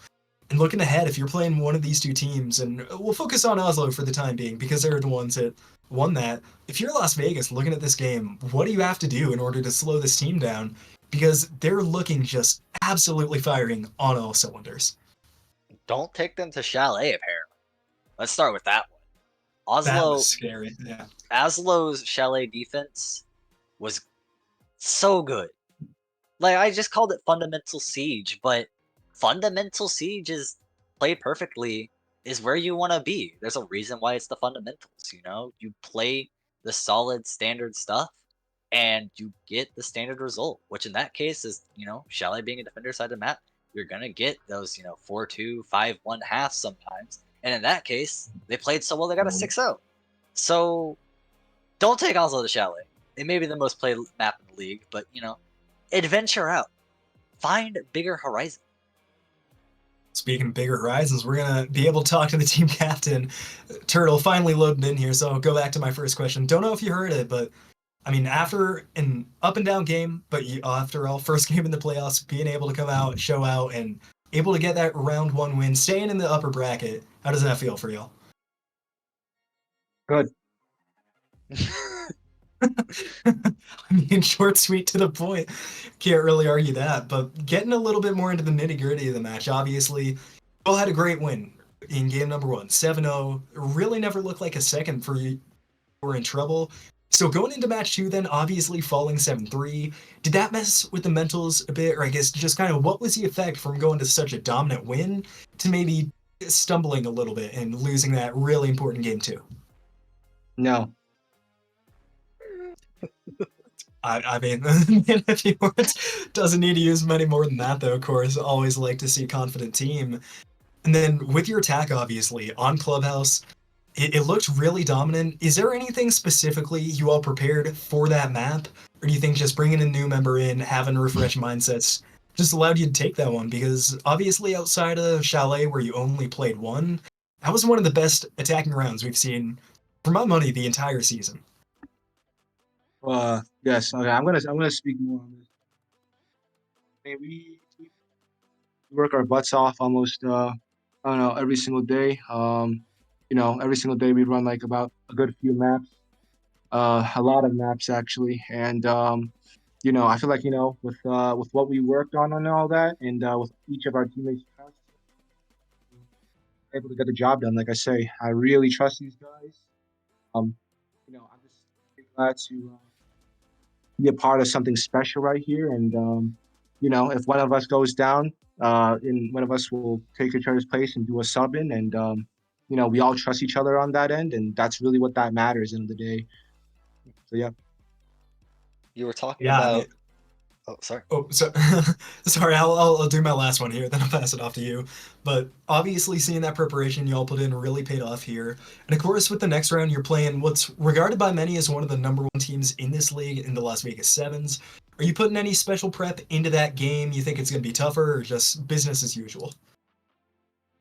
I mean, every game I head in, it doesn't matter, who we're playing against, what team we're playing against. Really, I mean, what race or what, type of team they're coming from, what region. I mean, I feel like the only enemy we have is ourselves, and if we can overcome that, then I mean, it's just siege at that point. Who plays the better siege at that point? So if we put in the work that way, then there's endless opportunities come our way. Love hearing the confidence. I'll go ahead and pass it off to Terry if you got a few questions to ask. I have one. You started this interview with yes or no questions. You talked about putting, the team through a bunch of maps every day. Y'all work y'all's butts off. My question is, can you take us to somewhere other than Chalet, Oregon, and Clubhouse? Can you save us? Yeah, I mean, every other map, we always do, we always try to find ways to improvise every single day. I mean, it's practically half of what we do. Some of us, we come back and, this is what we do and all that. Like, so, every single day we're constantly working, constantly improving. Like I say, I'm going to tell it to you right now. It doesn't really matter what team we play against or who we play against, but we're not going to respect anyone until they come and they give us 20 plus. So yeah, there's just no respect on that. No, we poke bears for a living. So So that's all the questions for me. I think Fisher went through everything they have to say. Any closing statements for us, Turtle? yeah, I mean, I really appreciate all the fans out there for watching, and I really hope that we can continue to play more and show we're really truly capable. A lot of people have counted us out, and I love to hear things like that. It really makes me happy. Alright. So yeah, is that I it? I mean, think. love hearing it. Love hearing it from you guys, and best of luck going forward, of course, to both Oslo and, of course, Edmonton. losing out here, but that is about gonna wrap it up here for us on the stream. Been Kingfisher, joined by Terry, and of course Vac on production. Everybody make sure to thank them. And it's not done here for Hyper Series. Make sure you tune back in Thursday, 3 days from now, when at 5:30 Eastern, we got Miami Neon taking on Calgary. Gonna be another banger of a matchup. Hopefully goes all 3 games. But for all of us here at Hyper Series, thank you so much for tuning in. We'll see you later this week with more Season 4 playoffs.